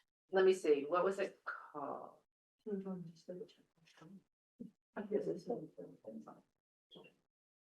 Not like, you don't have to do it. Yeah, here, I can just forward it right now. That would be. Well, I should do it on this computer. But yes, that'll be helpful. Okay, so anyway, there's no action on that. I just wanted to give you guys an update on that. As a correspondence. All right, so is there any other matter that comes before we move to the budget? Okay. Alrighty, so now we are, 6:21, isn't that special? We're at the budget, it's time for the budget. And don't forget, you guys, before you leave, to sign the orders. Too. Okay, so how are we doing, Dorinda? Well, so I had sent out, there was no changes to, since I sent out those other ones, but it seemed like in the budget committee meeting that people somehow had different versions of A and B, so I don't know what happened there. I did sit down today and went through the entire budget and after soul searching, and, I had come up with some suggested ways that we could cut the budget, but I think that, the obvious thing is there really is, in a lot of it, there's no definition of what these different positions are expected to do. So maybe the ideas that I came up with were based on my interpretation of what was gonna happen to these positions, and Nobody does. so I've got some budget here. Oh, I okay. could come up with it from those, but. So this is the one you sent out on December 18th. Yeah. Your email, is that changed? It changed a little bit, but there was definitely. The changes that I had come up with hadn't, so mine, I went through, there was very little we could cut by line item. The only thing we came up with during the budget meeting was maybe reducing a little bit in the CIP. We're still waiting for confirmation, I am, for some insurance numbers that Cheryl's trying to get to. So, but those are just small changes. What's reflected in this one, so most of these other numbers are accurate to what was Okay. in the page, except for if it affected salaries and budgets. I don't know if you wanna. And I also emailed it to you guys, but it was late. It was like 5 o'clock. Okay. I emailed it to you. But going through, I had, there's a lot of rumblings around town, and nobody's happy with a 17 or 18% budget increase. Me, And so I think we need to really sit back and, define how we're gonna set this up. To bring on a couple extra people and also keep everybody that we currently have is just, there's gonna be a lot of extra hours there. And when I say extra hours, it's just, budget wise, there's a lot of hours. So what I had gone through, and these were just suggestions, they not anything, but the FEMA coordinator expense would be out. The town administrator has been, Sorry, can I just clarify? We're all looking at budget test day. yeah, Okay. the town administrator is 40 hours at $35 an hour. That's just a number I plugged in based on the VLCT. Take out the minute taker, because again, this comes down to what people's roles are. Can the town administrator, hey, they're gonna be at the meetings, can they do minutes? Or if you're suggesting you put in a select board assistant, I thought the town administrator was gonna be the select board assistant. The town clerk, 32 hours, and I reduced that out of the budget to $29 an hour because, it was in at Sarah's old salary, which is after 11 years. So I reduced that down again, using the Vermont League of City and Town as guidance. The assistant clerk position, which the town clerk has a right to hire their own assistant. Yeah. So if they don't want to work within one of these people that are already in place or whatever, I put in 8 hours a week. That would give that town clerk assistant, if they wanted to schedule them to do recording or something like that.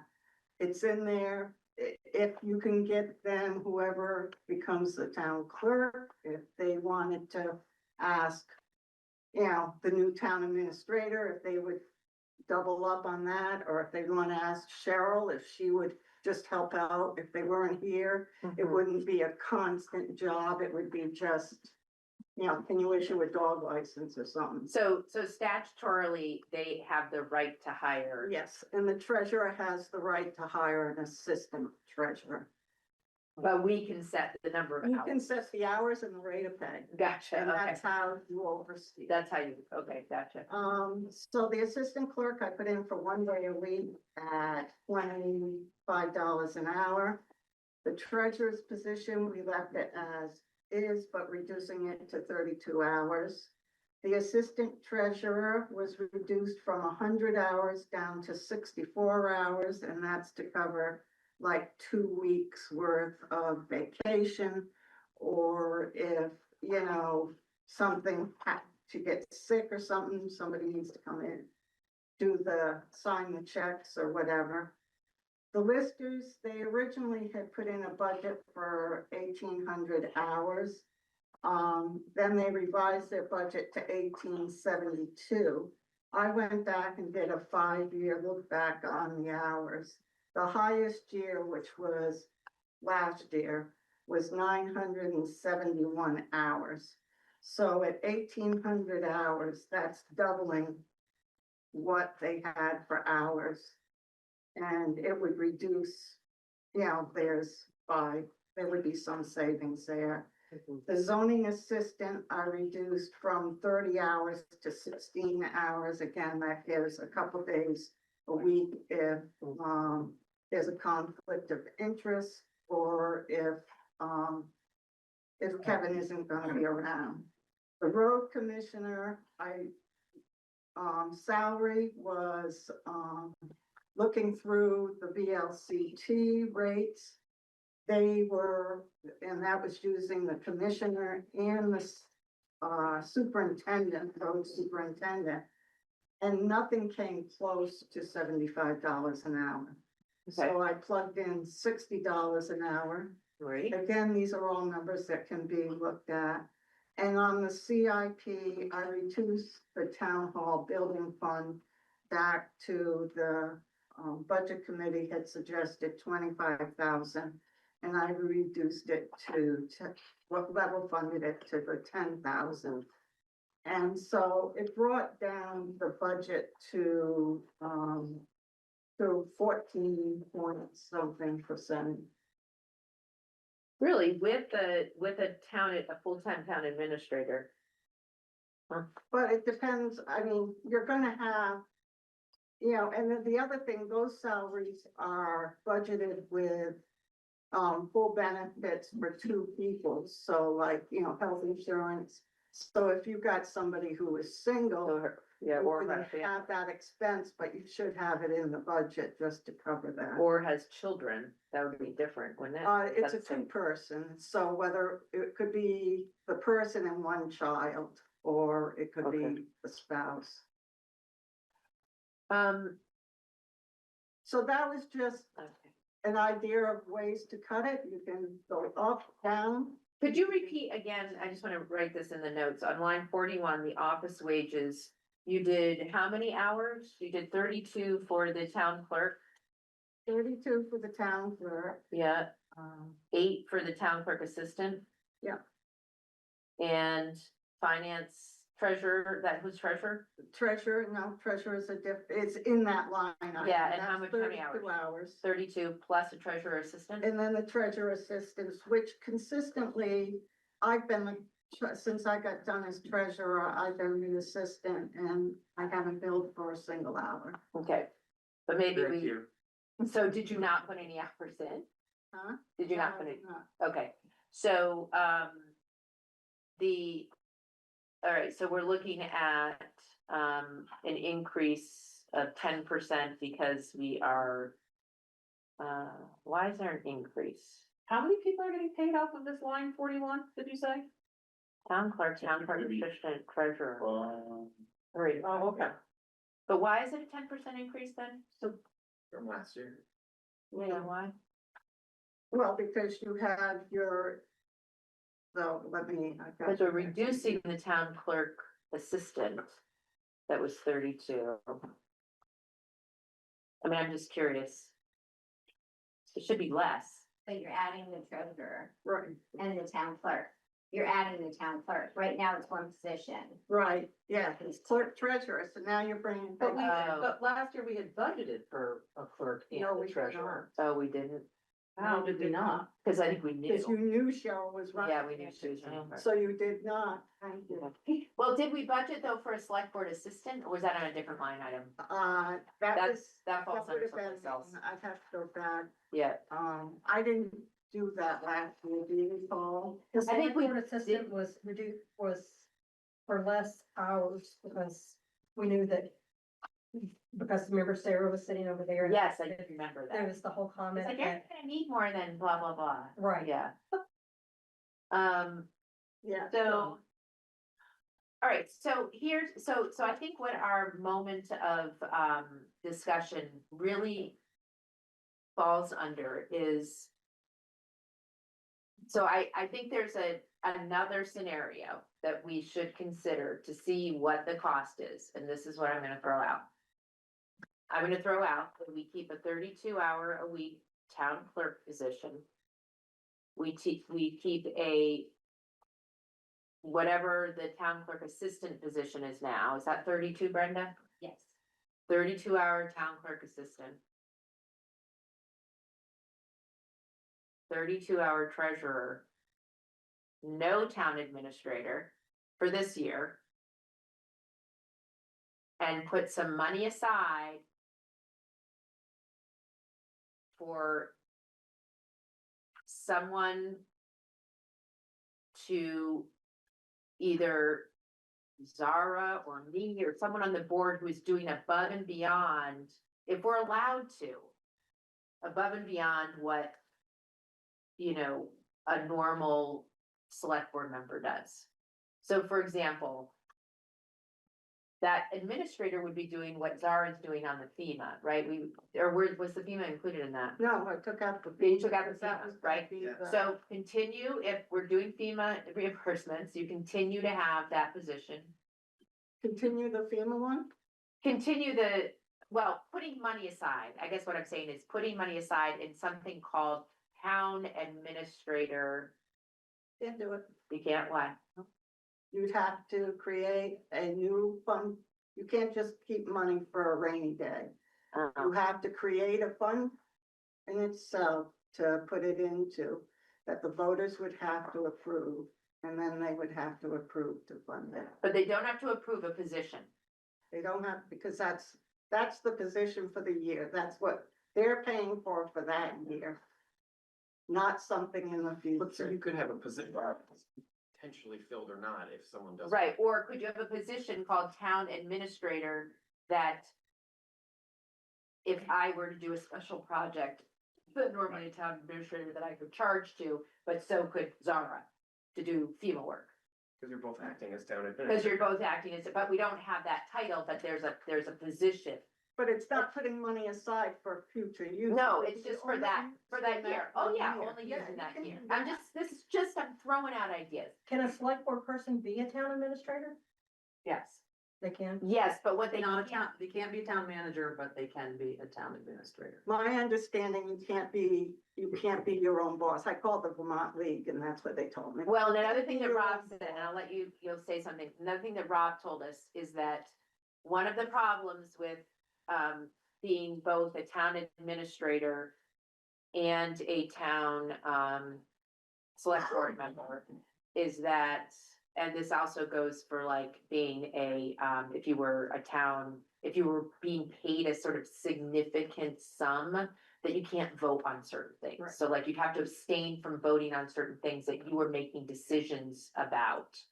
But you can't be your own boss. And you're signing the orders, all the orders Right. for the salaries, everything. You can't be. Right, so And that's how it was explained. to if me. someone were to like apply for the job of town administrator, the recommendation, high recommendation, because it would cause a mess for the board, is that they resign from the board. Because they wouldn't be able to vote on anything, and then that would be a useless body, because we need votes, right? We need a quorum, right? So. I mean, so are you saying are we saying that even if we did like, this is like a town administrator or even town administrator salary that could be drawn on for extra work, are we saying that I can like continue to do my 10 hours of work, but because it's free, I can vote on anything, right? Because I'm just doing this as my select board duty. I mean, I just asked the question that could they hold both positions? And they said that makes that employee, the select board, they're a hired person. Yeah. So that makes the select board Yeah. their boss. Yeah, okay, And- that makes sense. So maybe that's a bad idea. But we've also always said that we're not Cheryl's boss, we're not Brenda's No, boss. because they're Because we're- Those are elected positions. They're elected Right. positions. Right. Not hired. Before you talk, I just want, Well, a couple of things, and what I've noticed since I've been here is if you have a town clerk, and then you've got the assistant town clerk, you also have cross training. So if one of them's out, then you don't have to worry about something falling behind, because you still have a face for the town, and nothing gets left behind when the other one's out. So by eliminating one or eliminating hours, you're gonna have a mess, because I've seen how busy it gets here at different times of the year, so that's just vital. And then Jennifer, why couldn't you do like a project administrator, because like doing the FEMA, doing the other things that you have to do, that would catch that. And you could add on to that, where if there's another project that needs to be done. Or something that's fallen off the radar that needs to be done, without putting in a full-time job. Well, Where it's gonna what take we've away. found is that if there's not enough of something, some people, you're not gonna get a pool of candidates. If there's too much of something, You're gonna. you're not gonna have a certain pool. So it's like we're in this middle ground where there's just too much of everything for the amount of people we currently have in the administration, whether they're paid, not paid, or anything like that. And again, with Liz being inundated with everything she's doing, you know, and that's, we're in this weird stage that we've never been in. So these are, everything we're throwing out there is all conceptual, But you know. with a new position, like even Cheryl, I mean, Sarah had been here, what, 12 years? So of course, you're gonna, even me as a lister, where I finally know what I'm doing, it just takes time to learn the different functions. Like Orca, my oldest daughter was mentioning, why aren't you using AI to do the minutes? It could do it for you and take that whole thing away from somebody spending all that time, We try. and, you know. It's not up to speed. So did try it. At the end of the day, you're. But, and then on the lister end, I know that right now Nemrick isn't, they don't have their boots on the ground here right now because of the mess they have in two other towns. They have a data mess right now, and we've been working to make sure they don't have that when they come here. And I know they're gonna be dependent on us, and that's why the hours for the listers. And I'm hoping once it's cleaned up, we're down to where I can retire again and not worry about it. I've heard you say that before, Shelley. And it's in the contract that we will be available for them if they need. Right. Otherwise, they're gonna charge us more. Right, and I understand that, but I don't think it's 900 hours more than. And it what might you're not already be, doing. I'm going again by what Sarah always said, is go high and then Yeah, not use it, but- that's what I'm hoping. If we're Right, trying to Gotta get it work within the budget, that was where I came up with, and, And that's minor, but you. yeah, that- what I took out was what mine, Yeah, to be yeah. honest, an hour person Yeah. is what you're really Yeah. talking about. Yeah.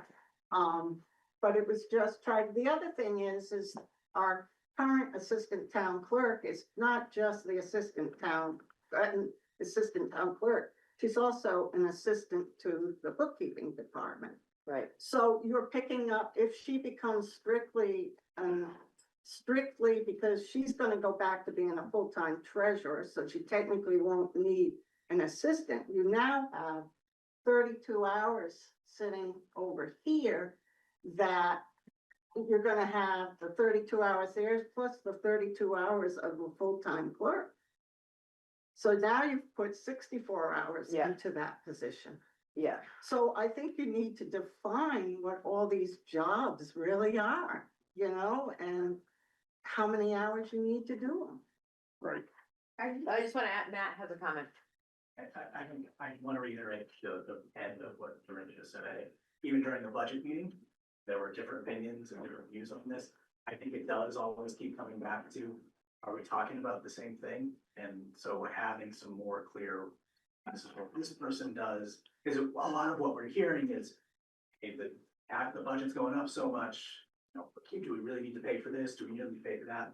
I don't think we're doing a good job of saying, okay, here's the work that needs to get done, who's gonna do it, and going line by line. It does feel like there's a lot of back and forth. Maybe the select board you guys can work it out and kind of come up with a plan, but at least in the budget committee, there's a lot of disagreements on like, what actually are we paying?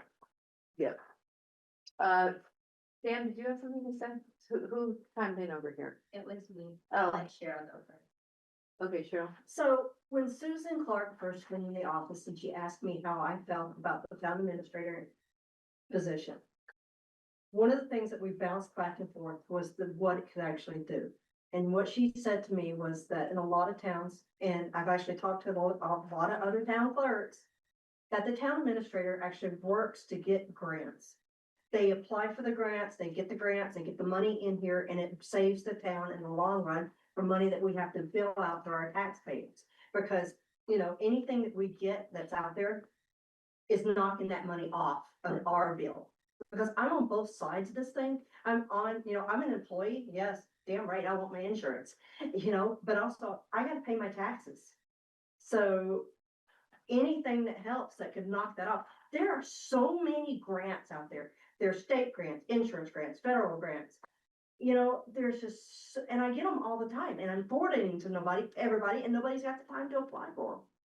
You know, so if a town administrator is gonna take that initiative to get the grants, track the grants, make sure the expenses are coded correctly, have access to Yeah. years.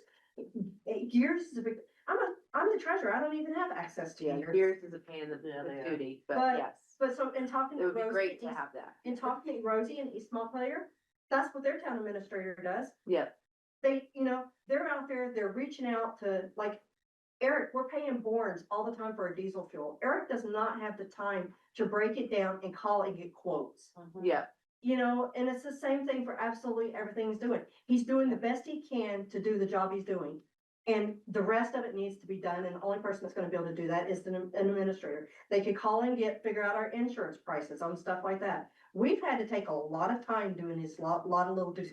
I came in the other day, I had somebody meeting me at the door at 8:15 when we don't even open on Mondays, number one, and number two, we don't even open till 9 o'clock, because they wanted number one on the dog license. Yeah. It was a 45-minute back and forth over the number one on the dog license. okay, And that's the kind of stuff we're dealing with Yeah. on a daily basis, not including people wanting to see the Zoom meeting from December 16th. yeah, I'm getting bukus of calls for that, emails, everything else. We're dealing with a lot of things that our new today. website. Today, Our new the website. website needs to be done. I've been on the phone today it's been email all day. As soon as I answered one email, another one was popping in. Yeah. And I had to deal with that. And so if we were to keep this town administrator position as a full-time, which in the best of worlds, I think we truly need one, right? I do, because there's all this stuff that you don't even know that I'm doing that would get passed on to a town administrator, and that what Zara's doing, right? And so, like, it is definitely a full-time job, and it is definitely a full-time job. We know for this next coming year, because we're still dealing with the A&R stuff, and we will be dealing with that for the year. We had. And so, you know, we may, you know, I mean, I don't see workloads greatly diminishing as time goes on. I see workloads getting bigger. And so, The auditors this audit has been insane. Yeah. Insane. now can I ask you about though, if you were to be the treasurer, would you also be the bookkeeper in those 32 hours? Yes, if you guys are cutting Brenda, somebody's gotta do it, or it's I somebody. mean, can you do treasury and bookkeeper? Is that statutorily okay to have the same? Yes, it's just, we'd have to have, you know, you guys are reviewing it. I mean, Yeah, it is what it is, you know. But if some other things could be taken off your plate, that would make it that easy. I mean, if you're, yeah, I mean, you wouldn't be doing any town clerk duties. You would be No. doing, Well, that's not gonna be true, because if somebody comes in and. right, of course, you're gonna know how. Right, I'm gonna go get somebody's, you know. But then say they again, want if you to- have an assistant here or something Yeah. there, you know, you shouldn't have, Well, the administrator will act Right. as, you know, that also someone who could do that. can help with things like elections and all that. I mean, we heard that from Corey Bradley, that he does a lot of sort of help with just regular town stuff that like you're taking care of. I mean, in terms of, and then the other thing the administrator could do would be to create job descriptions, right? And, you know, really make our place a more professional Procedure manual. and that is something that is easy for the next person to take over, Mhm. right? You know, if we have a new town clerk, they have, you know, a sense of what they're doing or whatever. So yes. So speaking of job descriptions, if we have a full-time town administrator in the new budget, salary and plus benefits, you're talking about at least a 5% increase. So, you know, the total budget, whatever it is, what total increase, at least 5% is that. And it's likely that we will have some folks at town meeting asking, do we have a job description for that role? Right. Because it's such a big piece in addition to the budget. So it's something that we should seriously consider, that we have at least something that's drafted that covers a lot of what's been discussed that could be offloaded. And I think we could also use, that's a great point, we could use Callis's job description as a launching point Right, for, and then just update it, but right. as long as we have something, And that's applicable to us, like FEMA. It's, Right. you know, you're gonna be doing Right. this, you're gonna be doing, you know, the other point I wanna make is, you know, whatever budget increase we land on, it's gonna be a high one. Right. So it's gonna be a challenge at town meeting to pass it. At least that's my opinion, based on just the discussions we had in the past with previously less high increases.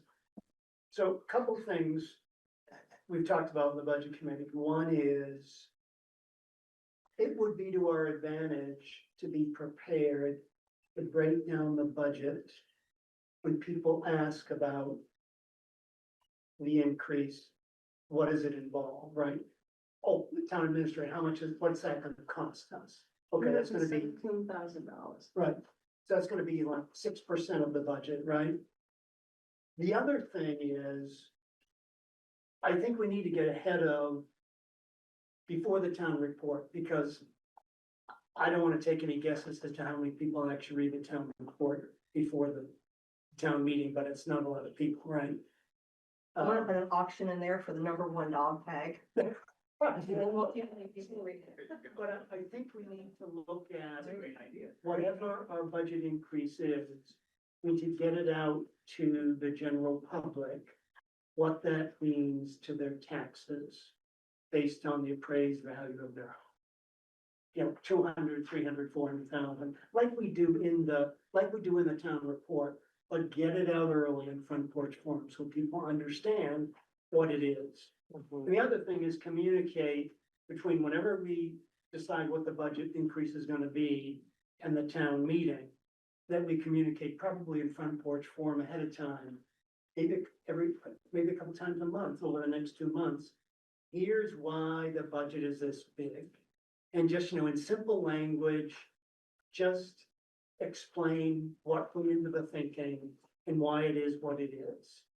Is that something the budget committee could take on, that you would be I could responsible draft for them, drafting and them? certainly within the budget committee, Matt and I could look at it, and we could distribute the draft to the select board, so once you folks say it looks good, we can put it in Front Porch Forum. Yeah. And we can sort of, to me, it's like, you know, everybody's gonna be sticker shock, right? We all know. Yeah. The discussion around town is already, oh gosh, we're gonna have a 12% school tax on our bags, and now you people are gonna give us a double digit, you know, municipal tax.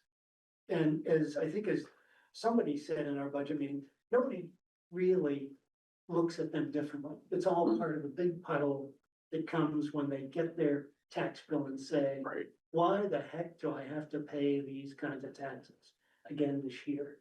But I think if we spend some time just reasoning through and getting folks acclimated as to why we have to do this, we'll probably have less opposition at town hall. I'm not saying it's gonna guarantee that we'll pass our budget, but at least we'll have a much informed public at town hall time. I agree. Transparency is great, and providing as much information ahead of time is great too, and not springing this on them. I did put it in I did get a couple of responses from people saying, you know, when I did that year-end post saying, and we're considering a town administrator, I did get some people saying, oh, thank you, you know, for the, you know, Cliff Notes version of what you guys are talking about, so. Where are you guys, like, what are you guys feeling about where things are at as proposed right here in front of So us? we already had our meeting in December, right, before the first meeting with the select board. And, you know, I think we had a very, very good spirited discussion about where we are. There's not a lot to cut here. The reality is, there's not a lot to cut. If there are more and more responsibilities being put upon the town to provide additional services, it's gonna cost us more. So when you look at the FTE aspect, right, when I look at the numbers, the FTE hours that Brenda originally had in the budget, we're talking about a 1.8 FTE increase over our full-time staff. That's a 13% increase to, you know, our administration, but maybe it's needed. And most likely it is, because we have, I think I've mentioned before, we had 2 long-standing employees who probably worked many extra hours, had a lot of institutional knowledge and worked for free. Right. But it was just part of what they did. And this is what happens with small towns. Right. When you have people who are a long time in a position, they just keep taking more. Right. Because they're quicker at doing other things, so, oh, well, I can do that. So there's not a lot we can cut. If we could get it under 15%, that sounds a little better than 19%. What is it now? 14? Yeah, based on hers, it's 14. Yeah. Based on- Yeah, not putting stuff back in that you're suggesting. Right. So, the other thing is with these added positions becomes a workspace and Right. equipment, computer. Yeah. That type of stuff, which is not budgeted. Should we go that route, which we'll have to go back and address. I'll just make one more comment, then he'll finally get to talk. You know, healthcare has run about 6% of our budget for a considerable number of years. With the new arrangement of staff, and it will now hit 9% of our budget, but it's just reality, folks. Right. Yeah. It's reality. A lot of towns, it's more. In schools, we know it's 15 to 20% of their school budget now is healthcare. We can't do anything. about it. That's a number that we have no. Exactly, we cannot do much about it at all. I mean, I just want to reiterate, first, I think that we've done a good job going through this line by line in the last few years, and there's really little room left for cutting things that we don't care about. Yeah. And I think Dorinda's right too, that like, we need to look at the positions holistically, and I think that's something where most of the budget committee, I don't think is well positioned for that. Like, I don't even know what positions we exactly have right now. And so I can't tell you which ones we need, or, you know, if we had job descriptions, that would help a little bit, but really, that's a decision that the people who are working here in the select board have to figure out their way. I don't know that the budget committee is gonna be very helpful, because I don't know what positions are actually doing right now. But we do know that like statutorily what a town clerk is responsible for. So if we're hiring a town administrator, for example, what Sarah was doing, you know, in the past, she was doing both town administration and she was doing town clerk duties. So she was doing them, and because she was a select board assistant. Yeah. So an administrator does select board assistant stuff, right? I guess my point is, I think looking at the positions holistically like that is, Right. is the key. Yeah. If you were talking before about trying to, you know, it sounds like some people on the board are doing a lot of extra volunteer work, and that's not sustainable. You're trying to find a way to like, either a town administrator or some other way to get compensation for that. I don't know if it's possible to do select board members all have to be paid the exact same? Could you have like, you get paid an amount per meeting, plus if there's extra work you do, a select board person directly gets paid more? That, if that was possible, that would be a way for. That you might be take the on way some to do extra it, work yeah. And not, I mean, honestly, if we can swing an administrator, I think that's the way to go myself. But Yeah. The only kicker with that is it doesn't change the overload on that person. The carrot is a little bigger in front of them. But that's where the Right, administrator. but is with it's the overbearing. Yeah. Wait, hold on, Cheryl, Matt. Sorry, really quick. Again. I want to agree with what Elias said, that I want, the budget committee is not treating its mandate as like, what should the town do? It's, what can we financially do and what makes sense? Personally, just to answer Paul's question, I think Lauren did a great job of summarizing overall things. I've been somewhat vocal of like, hey, I think the town has to pay for it. The town has to pay for it. I don't want to pay any more than we need to, but Mark has done a phenomenal job cutting the budget over the past 2 years. It's not a left cut. And the increase looks large when we talk about 19%, but had we not cut in the past 2 years, it's closer to a 10% increase. So there's some amount of salesmanship here. But I think that this is me now speaking public comment. I hope we don't add more duties to the select board, because it's come up before, like, we should minimize the amount of risk if someone stops and, comes out of it for whatever reason. And lots of things can cause that. And the town is in a situation, and we see it with what happened with Sarah, leaving. Someone leaves, and now it's really painful trying to get what we need to get done. So let's try to make sure we have some amount of slack in the staff. It's burning out who we have. Yeah. Cheryl. I have a suggestion. Why don't we not do a town administrator this year? Because we're gonna be bringing on a new town clerk that's gonna have to be trained and do training, and trying to train two people at the same time is gonna be bonkers in this tight little building. Number two, when Sarah was here, she was having 32 hours a week, but 49 of those, they were split between 49 and 51, the select board assistant. 49% and 51%, yeah. Right, so there was a split.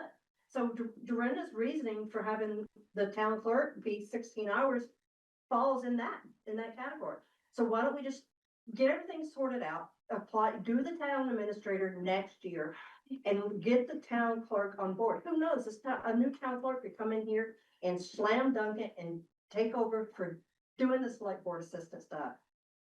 Then if we did that, we would add salaries to the select board Question. without benefits, yes. What positions have we seen so far for the town clerk? One is coming. we I was think. gonna ask if everybody could stay a minute. Yeah, that's for signatures. I mean, yeah, but also, can we hear from Bridget? I mean, Bridget, what are your expectations in terms of pay and hours? Well, I guess there's so many, my qualifications run the gamut of everything you need, so it would be.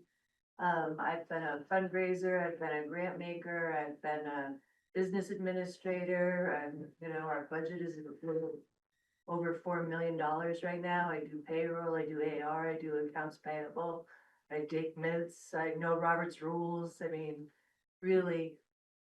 I've worked for Patrick Leahy, I've worked in campaigns, I know the election end. Are you looking for 32 hours? Or could you do 40? I could do 40, and then if it were slow, I would, 29's a little on the lower end. You have for to have my 32 hours to expertise. have insurance. She means You've gotta be okay. 32 Yeah. hours. But I understand, I don't know how much, Sarah was making. But if the pay, if you could get me over 30, that would be cool with full benefit with the health insurance. You need health insurance for how many people? Just two. This is a little bit, I mean. I'm not sure we're supposed to, I know. No, I know, but I know, but no, I'm just saying that this is an elected position. We can agree to anything you want. But it's the voters who have to, and if somebody else comes forward and runs for the position, it's like, Yeah. so we can't really say, I mean. Understand. I just just was curious as to what her needs were, because Right, we need to exactly. figure out our numbers. No, I know it, but if somebody, I'm just saying, I Yeah. wanted to throw it out. and It's make such a sure. funny thing that we have to do a budget for an elected person and Absolutely. this person would have no skills whatsoever when they come in, right? It's just very bizarre. It has Yes, happened. Brenda, The other thing was Oh, it's sorry. facilities management. We own 5 buildings right now. I mean, yeah, so, I You mean, have I could get your floors sanded within like 10 days. yeah. Yeah, so you need a new roof. I like this person. I know, Brenda. I know 3 contractors, you need a mason. So. Yeah, that's great. Brenda, Yeah, I think the big concern that I hear from everybody is the percentage of increase. So yes, increases are needed, but that we're going, 19, now we're down to 14. And I think you mentioned 6% for the administrator. Well, you take 6% away from 14, you're down to 8%. Now, if I'm a townsperson, I'm thinking, okay, well, 8 is just a little over cost of living, like almost digestible. So to me, that extra 6%, like one person is gonna take 6%, where the whole rest of the budget gets to then have 8. Do you know what I mean? It sounds out of proportion. So, yeah, right. so I think we would have to, if we were to take away the town administrator position, make this a 40-hour where the town clerk is doing a lot of what Sarah was doing, that kind of half and half business. We need to put back the hours for an assistant to be at least 20 hours a week, 25 hours a week for a town clerk assistant. I think we're gonna need that. I think also, I've been on the websites for the, any town that's remotely close to ours, looking for a job, right? Yes. Because you basically are doing away with mine. So if you read the job descriptions for town clerk, it's everything I'm doing anyway. Right. And I'm not, so it's, if you read the job descriptions, it's dog licenses, it's accounts payable, it's payroll. Right. Vault maintenance. I mean, you read the job descriptions and it's exactly what I'm doing anyway. So if you have somebody who's gonna do what I'm doing now, call that person the town clerk, then basically, you have this open position of assistant clerk who could do some of these extra hours things that you can't do. So if you have this person as assistant clerk, maybe then they can take on. You know, there's gonna be extra hours in, like right now, we have, like I said last meeting, we have 64 hours doing the job now that we're possibly thinking is gonna be 96 if we have 3 32-hour positions. So you're already so just by adding the town clerk, you're adding hours, you're adding salary, you're adding manpower, you're giving more flexibility. Like, it seems excessive to add the town clerk position and the town assistant position at the same time. You mean when- town administrator? Town administrator position at the same time, because you're already, and why, you know, this is advocating for my job, but I get great feedback from, you know, my personality skills and, you know, how I interact with the people coming in the door, how I answer the phone, how I handle disgruntled people. So why do you know, to take something that's working and fire it and then hire somebody that's a question mark. You know, maybe you'll get someone fabulous. Maybe you'll get someone twice as good as me, Right. but you might not. You probably won't. You know, Well, and to your point, I mean, so if we were to do a scenario where we did up to 40 hours a week that included administrative position, administrative jobs with the town clerk position. So the town clerk is doing some of the stuff that like I'm doing right now, that Zara's doing right now. I think we're still gonna need, for example, a Zara to do the FEMA, like that has to, this position is not gonna be able to do all that. Unless there's a 25 or even 32-hour a week town clerk assistant position. The only thing I'll say is you can't mandate that the town clerk be the assistant. That's something that they got to, their job is dictated by the state statute. Right. So, you know, so. Well, we would offer it to them. We would say. You this would is the offer it to position. them, Yes. but what happens, so I'm gonna play the devil's advocate, is what happens if you hire this or elect a full-time town clerk? And she says, well, I'm not doing the town Yes. assistant. Well, this And- leads to my wanting to turn the town clerk position into not an elected position, but a higher. Right, I know it, but so you kind of stuck there. Can we do that? Yes, you Right can. now, though. you can also open up the town clerk position to a non-resident. Right. That's what this would Right, allow. That would allow. Yeah, Right, I know. so what we'd have to have on this year's warning, we'd have to have, will the town authorize or some language that we take this town clerk position, not have it be elected anymore, and that it become a appointed position from anyone outside of the town. Yes, I think it makes a lot of sense, because then you're treating the town clerk like you're treating your other positions. like it's employee. Part of the complexity here is that you have some positions that you have to treat Yes. separately from others. But also, looking at the line item, you know, the budget doesn't have the amount you're paying for most of these positions specifically. At some point, you're talking about how much overall you're paying for all these staff positions. That's what goes into the budget.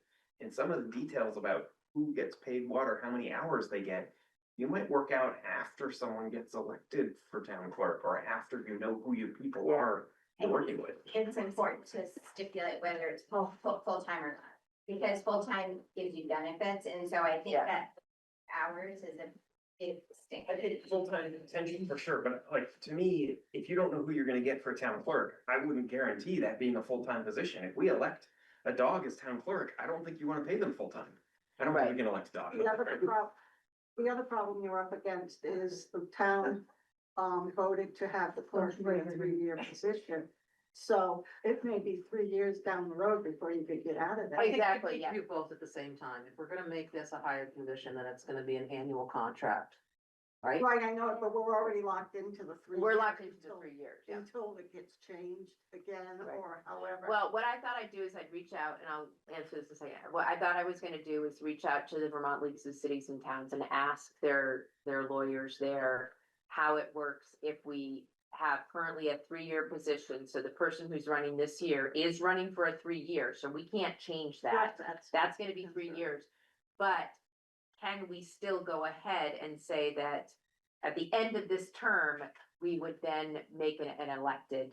Or if she were to resign mid-term, mid-3-year, would we be able to, if we put it on the warning this year, would we be able to go out to have it be a hired position? So that's what I wanna ask. That's what you need to find Yeah. out, absolutely. And then you're not up against the elected town clerk appointing their own assistant. Right, which is what it, and so And that's even the to your problem. point, she could say, oh, not she, but whoever's the town clerk could say, I actually have someone I wanna bring in. Absolutely. Yeah. The other thing about making the town clerk, the words are not coming to me. Non-resident. Thank you. Is that you can put that on a special meeting that's warned to change that position. So that can be done before Town meeting. town meeting. But that's like 2 weeks away. Town meeting is in March. I know, it feels like. It's 9 or 10 weeks away. Well, it has to be a date of the town meeting. No, I have the. Well, I'm not printed gonna do it at a out special CPC. meeting. It could be at a special meeting. No, I don't think that's a good idea to do it at a Okay. special meeting. Okay, well, Yeah, I mean, that's just if makes more you work. did for it me. at town meeting, is that saying that it's then active for the next fiscal year, or like if It's not even a fiscal year, it's the next March. It could begin, but it's not gonna begin in this town because we have a 3-year.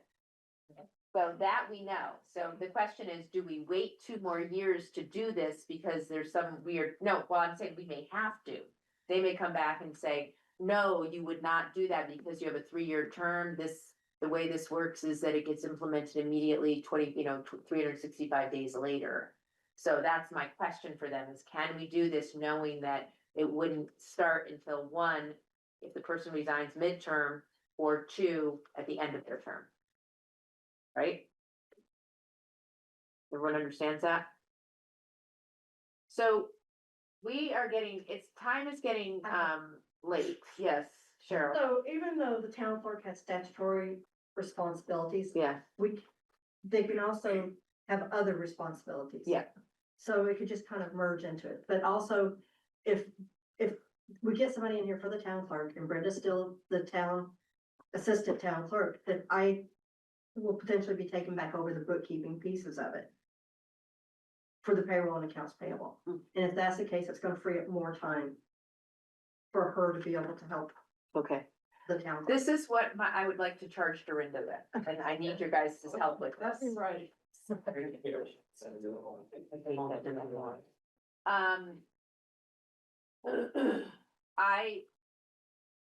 Well, she's asking if we can separate positions. So instead of saying office wages, all the wages, say office wages, clerk, office wages, this. Okay, so you just want it to come over. Okay. Just so we can see. We do have that sheet. There's a separate sheet. It's This is like a summary of the wages. Oh, it's a tab, okay, it's a tab. So it's all on. Okay, yes, yeah, it's a tab, yeah.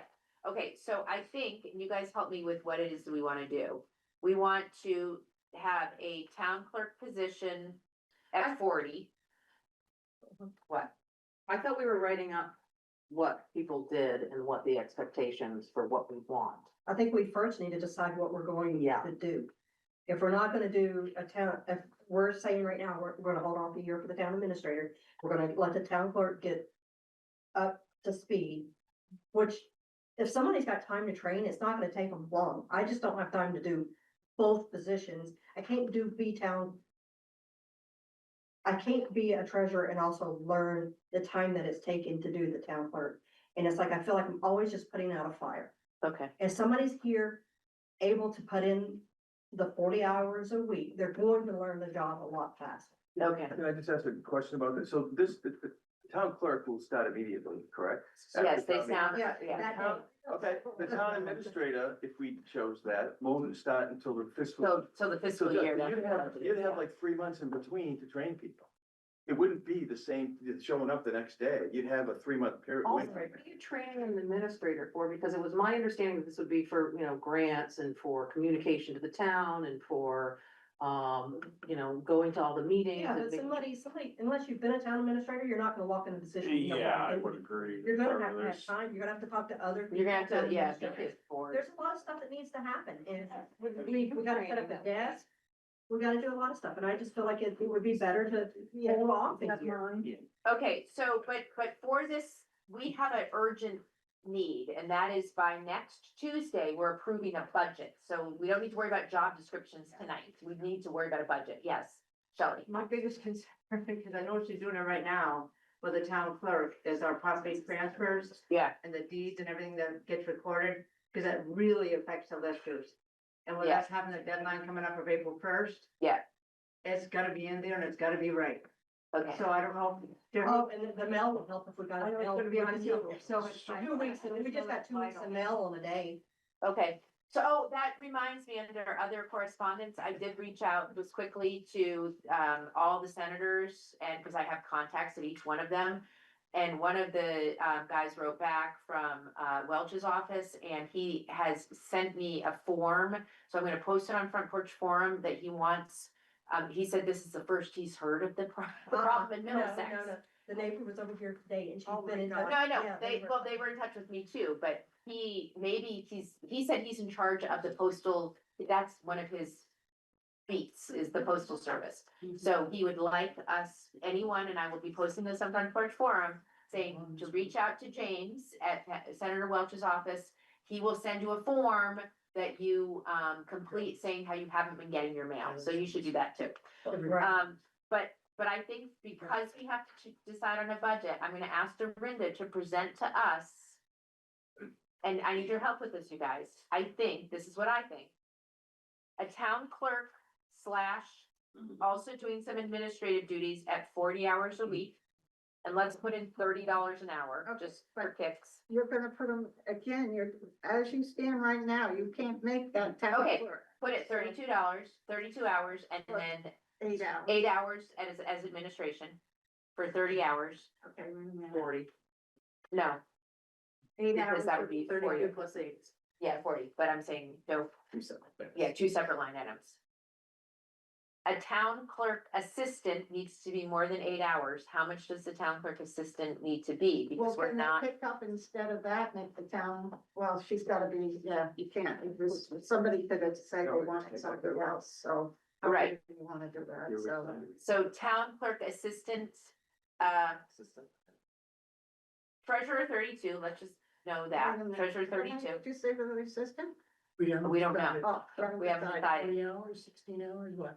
Half time? Nobody's gonna come in here. No one's gonna come in They're for gonna have halftime. 32 hours. 32, let's just put in 32 and see what happens, because we are getting rid of a full position. And just So 32 hours for the assistant. for the assistant, yeah. Okay. For the select board, we're gonna put back in FEMA hours for Zara. FEMA project manager. Actually, and we're going to increase select board wages for the chair. Or we take out FEMA and we just do select board assistant. So, I mean, vice chair gets a Why wage. not everybody get flooded last night? Steve, please, Yeah, yes. I'm not okay with like what we're trying to do, like what you're trying to do here in patchwork, like a piecemeal budget approach that takes out the town administrator when there is, in my opinion, and it seems like a consensus that the town would really benefit from a town administrator. Like, you have a full-time job. Yeah. You don't have, just because you can bill for your work, Yeah. doing buyouts and dealing with like preparing an agenda doesn't mean that you should keep like doing that. Same with Zara, like Zara's got a job, like she doesn't need to be FEMA guru forever. Like a town administrator strikes me as someone who has a lot more agility in taking on these projects than like a town clerk assistant whose role is going to be, you know, sort of confined to the town clerk duties. But what we're really looking for is a project manager to get this stuff going. We're looking at like a multi-million-dollar bond for a municipal building. You know, a town administrator can hunt down grants to pay for the studies that we're going to need to determine the feasibility of those.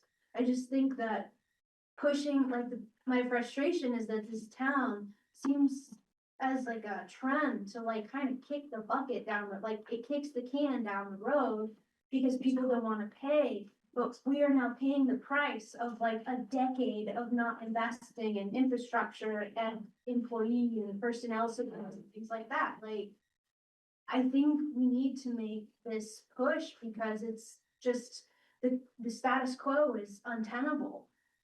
And we don't know how much money we're losing by not investing in someone responsible for bidding out work and soliciting quotes and obtaining, you know, hunting down grants and things. I think like, and so I will end with my example of Hannah Brown's brief stint on the cemetery commission. Hannah solicited like 3 different bids for cemetery mowing that ranged from like $1,000 to $12,000.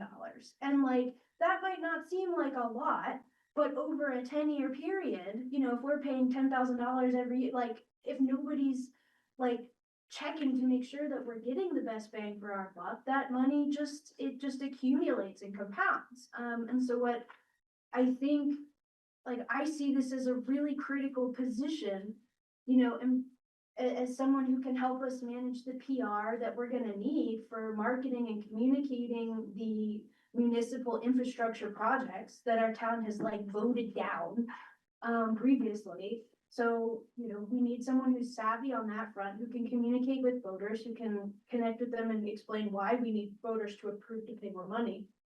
And then ultimately, like, just try and herd all of the kittens. Like, there's so many projects that we're kicking around that nobody can really necessarily guarantee. Like, the buyouts were stagnant for years until like last spring. And then things got moving again, but that's because you're going, like, you guys are going on your Saturdays to house closings, you know? Okay, Like, what I wanna say is I 100% agree with you. that's my. I agree with you 110%, and we are not voting on a budget tonight. Right. I'm asking her to propose an alternative that we can just look at, so that we can say so that we can, when we present to the town, the budget that we ultimately decide on, we can say, we did look at, and this is what it, because there will be an opportunity, I don't think this will happen, but it could, where this budget gets voted down, or that they offer an alternative. This is the one time in the entire year that our voters have a say. It's on our municipal budget. And so we want to be prepared to say, this is what it would look like if we had an alternative, and this is how much it would be, and this is why we're presenting to you whatever we decide to present to them. But I really think it's in our best interest to see what, because Cheryl brings up some good points. It's gonna be hard with a new town clerk. And it's not like we're saying we don't need a town administrator. We know we do, and maybe putting it off for a year and having, you know, either one, we do present an administrator budget because we all agree that, you know what, even though it's 14% versus 12%. And B, like we did last. That's what I'm asking her to do, is to Right. present us with this second budget that is With, not one with and one without. one without. exactly. so- So I'm not against it, Stacy. I 100% agree. Compare. We wanna That's compare. fine, but the budget doesn't explain the whole story. It doesn't, no, but, It's a but fi- that's part of we the need- budget Yeah. report that Matt is gonna write. Are you the one writing the report first? I'll tell you. I think Mark, Oh. here said, Okay. I will at once. Okay, and you had a question, Yeah. Matt. You raised your hand. I just want to make a comment, characterizing spending. Update I was wondering, I think, we Okay. can defer it to one. Okay, great. Yes, Elias. This is maybe a bad seed to plant, but could you pass or propose a budget that's for like a 9% increase and then have a special article for a town You administrator? can't, well, I asked about that. I think that we don't, because, I did ask that, cause that was a way for me to think I'm not having a big budget either. Yeah. But apparently because it's not an elected position, you don't put it on as a special article. Because it's because it's a hired position. I was gonna say, some crafty person's gonna special article it anyways, probably, and move to have it removed from the budget, if we don't make a compelling case for it. Yeah, So. which, right, and that there's that risk too, That's the risk, yeah. that there's a risk, The yeah. feedback we're getting is that if we put in a town administrator and this budget's very high, it's going to get voted down. We're gonna come right. Which back is here. why we need an alternative budget to say, okay, well, there's gonna be services you're not getting. Like, you're not getting number one as your dog tag, right? Sorry, you're just not, right? You're gonna wait 2 weeks before you get this because we don't have somebody to help with You that. know, and a good, you know, like I said, if we get the right person in here as a town clerk, they can be another Sarah. Yeah, They can do the stuff. Without you guys burning can't out. do. They They gotta gotta be the do it. person who wants to do it, though. Right. That's the whole thing. yes, sir. They have to sell themselves as to be elected when Right, that's somebody- most done. Front They might page be one. willing to get, come in here and say, okay, the 49% of the town clerk, I'm gonna be doing recording this, that, and the other. And actually, to be honest with you, the assistant, Sarah told me the assistant town clerk does most of the recording. So if I'm doing the bookkeeping pieces of it, she can start doing more of the recording and those other things like that, because she's not gonna have those duties. And that's gonna be more help to the town clerk. The Yeah. town clerk, if the right person comes in here, they can fill those 40 hours with doing the things that you guys need them to do. And if not, then we hire a part-time town administrator or, something full. And right now Lauren's asking for that cabinet to be emptied, and then I have to be back here in the morning, so I'm gonna go empty a file cabinet. But before you do that, did you knit that sweater? No, It's so pretty. thank you, I Okay. was Ireland this It's summer. so, oh my God, it's And it- beautiful. yeah, It looks so it was good and nice. handmade. Zara, So I just wanted to circle back to, what Stacy said about Hannah and the cemetery commission, because we have Matt here. One of the things that I reached out to was to get volunteers, and we rebuilt the cemetery commission, 3 members. Matt's already feeling like, Burned out? Yeah, and then who does it? Like, what happens? Like, so we just shut down the cemeteries? So to be clear, I was saying I wouldn't run again. I wouldn't run. I have you appointed, I'll do the work. I think all 3 have to run, like just Yeah. legally because of. Yeah. Okay. I'm just saying I won't run. So then we have 2 people on the cemetery. So this is again, where if we had an administrator, then they could help out and fill in RFPs and things You can for appoint, fail. volunteer to get appointed again. I'm just not, I don't wanna do it. I'm gonna write you in. The town administrator is a hired position, a cemetery commission is an elected position. I understand that, So you- but you like when I can't started learn to- 2.5 years ago was because we had no budget committee. Like, there's so many committees that because we can't get people to do volunteer work, they go away. Right. And also it's just the dealing with this, they go away. yes, Matt. I just would like to characterize why I'm not. So there's a lot to do with the cemetery committee. Normally, there would be, there's been a change in the leadership and people running it. There's a long time chair that have been part of it, and there were arrangements set up where it sort of made sense for everyone involved to be doing it. We have a net new set of people. We got issues with the contractor that we hired previous year. We have to find someone else. Not only do we have to find someone else for groundskeeping, we're gonna have a new person doing the actual burials. We're gonna have a new person fielding the calls to schedule burials and make sure that everything, deal with the core, the funeral parlor, that like, this is a job, this isn't a volunteer engagement. My opinion, if someone from the town we can find wants to do it, right? Like I said, I'll step in and make sure this stuff gets done, but I don't think it's fair to characterize that work as a volunteer. So then what do we do? And that's a big deal with job descriptions. Yeah. Okay. And I almost feel like we continue to put the cart in front of the horse with trying to come up with numbers for positions that we can't identify, you know, and then describe folks. Not certain that on. All of us, right? Right. So can I go back and clarify your A version, you want to be the town clerk? Well, the version that you have here can stay the same, I think. But separating out the. Yeah, but just separating out the position. The other tab has them separated. Oh, the other tab, yeah, we don't need that, right, so this is, So that's gonna stay as is. Yeah. Because that has a few things out of it. It has a town administrator full time. But it has the town administrator in.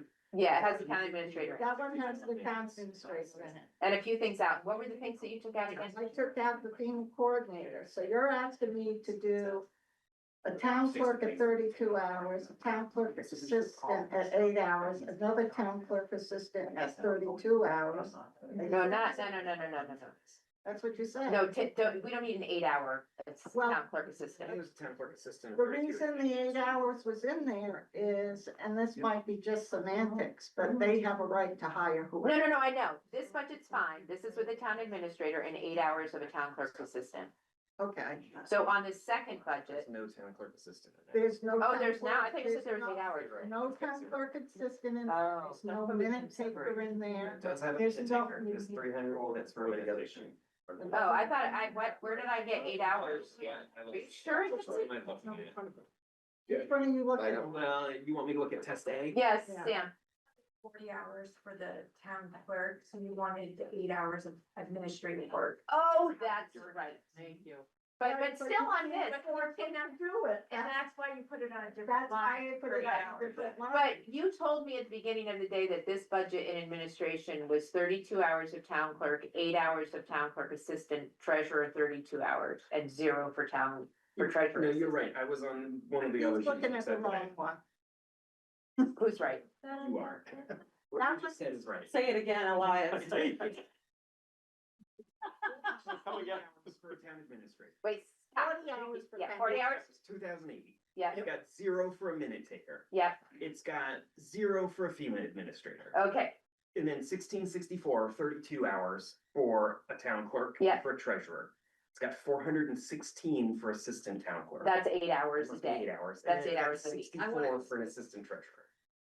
Oh, okay, yeah, right, But because that's just whoever she assigns to sign checks and come in Yeah. her absence to do it. Yeah. That's gotta be, right, so that's what this budget is, and so you will keep this as is. okay, so that's gonna be Yeah. test A. Can I ask So- a question about a particular line item on test Sure. day? Mm-hmm. The legal fees, why are they going from 7,500 to 50,000? Oh, Yeah.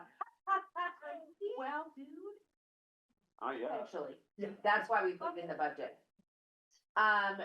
It's not that we're being sued, but, now I threw out the number 50,000. I agree that we might be able to lower that and then,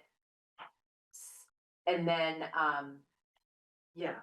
and then if it costs more than that, there's a potential that there could be, A grant. no, there's potential this. that there could be litigation with our Like, culverts. So we are in, we have deficiencies in our culverts that A&R is involved in, and there's also there's some other stuff going on with the culverts that could potentially lead to litigation. And so when I talked with Rob, I said, you know, we need to probably, in this next year, increase our budget to you. But he also said, like, for example, if we got sued, for example, and had to go to court, he wouldn't be the lawyer, and we wouldn't have that in our budget. That would cost more than Don't you have 50,000. insurance that would cover that? Insurance might cover some of that, right? So I would comfortably say we could reduce Rob's fees to, or put it to 30. But let's just leave this for now and in the next budget, turn that one into 30. Cool, what's gonna Drop to happen the when we 30. flood again in July? So you're going. We're not, That's not gonna require litigation. So you're going from 50 to 30. That's what I'm suggesting. So that's a 1% increase of Yeah. budget. Yep. On both sides, we could, like, when we decide at the end, if we, regardless of which budget we go with, test A or test B, which is gonna be no administrator, we can reduce by 30,000, By 20, by 20, yeah. which is 1% Yeah. decrease, which is nice. Yeah. Well, 50%. So all you I have to do to be is take out the town administrator is what you're saying. And not, Well, no, take out the town administrator, but also increase some hours The 40. so. Well, 42 and 8. There's a lot you need to do. You need to take out the town administrator position altogether and the benefits associated with it. You need to turn the town clerk into 32, which it already is, so keep that. You need to have an administrator for 8. which is, was already in here. Yep. No, this is budget B. We haven't Right, seen but budget that's B. what's already, Oh. in, you said. This is test A. Is it 8? Right, that's so. The assistant town clerk. No, assistant town clerk would have to be more. Assistant town clerk would have to be, Well, we also have a 32 hour. Right, I know, I'm so. You said confused now. 32 for the assistant. yes, I think, this is what I'm gonna say. I believe that if we do not have extra body, we are going to need to keep the town, assistant town clerk hours as they are now, which is 32, right? Right. We're gonna, so we're not putting, without a town administrator, poor Carol's like, I don't know what to put in these minutes. Without a town administrator, we're talking about keeping the same number of bodies. So we need to increase hours for those bodies, so 32 hours for the town clerk, assistant, 32 hours for the town clerk, 8 hours for a town administrator, Zara's hours for, put back Zara's hours for FEMA. Panama. I think it was 10 hours a I month. don't know, I can go back and see. It's what it 10 was. hours a month. Was it? Yeah. What we could do is maybe let's call that project administrator, not even FEMA, so that we could maybe increase those hours to do some help, right, of like the things that I'm doing, that was Shelley's idea, project administrator. Increase some of those hours to be, I don't know, 10 hours a month? That's all they put in for me. I would say 10 hours a week, let's just see what happens, 10 hours a week. Well, I mean, honestly, okay. Yeah, if it's doing other projects, then Yes. with FEMA, it's.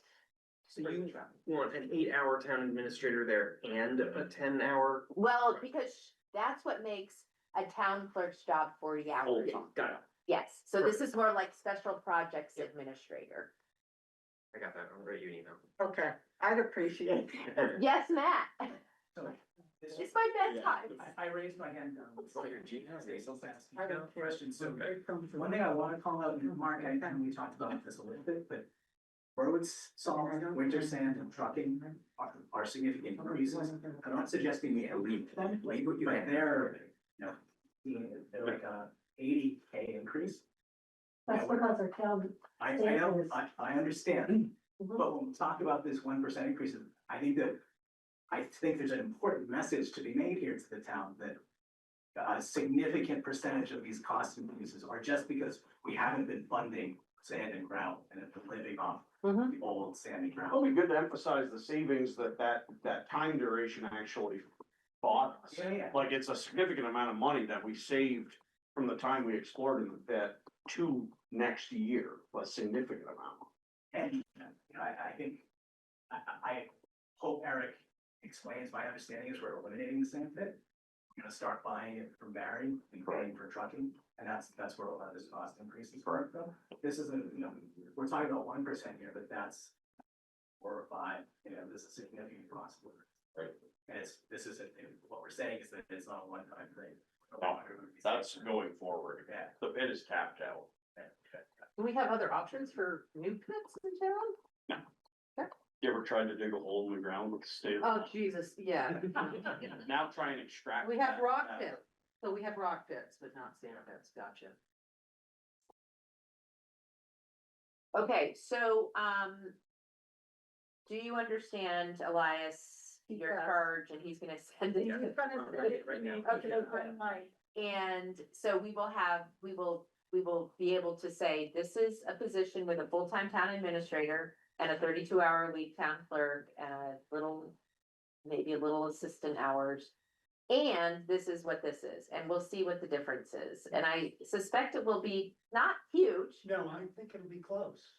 I think it will be close too. Too far off. And I think if it's Right. 2 percentage points, we may say, well, but we'll have that detail at town meeting when people say, no, we can't have an administrator. We can say, well, guess what? You're in luck. We have another budget and this is what it is.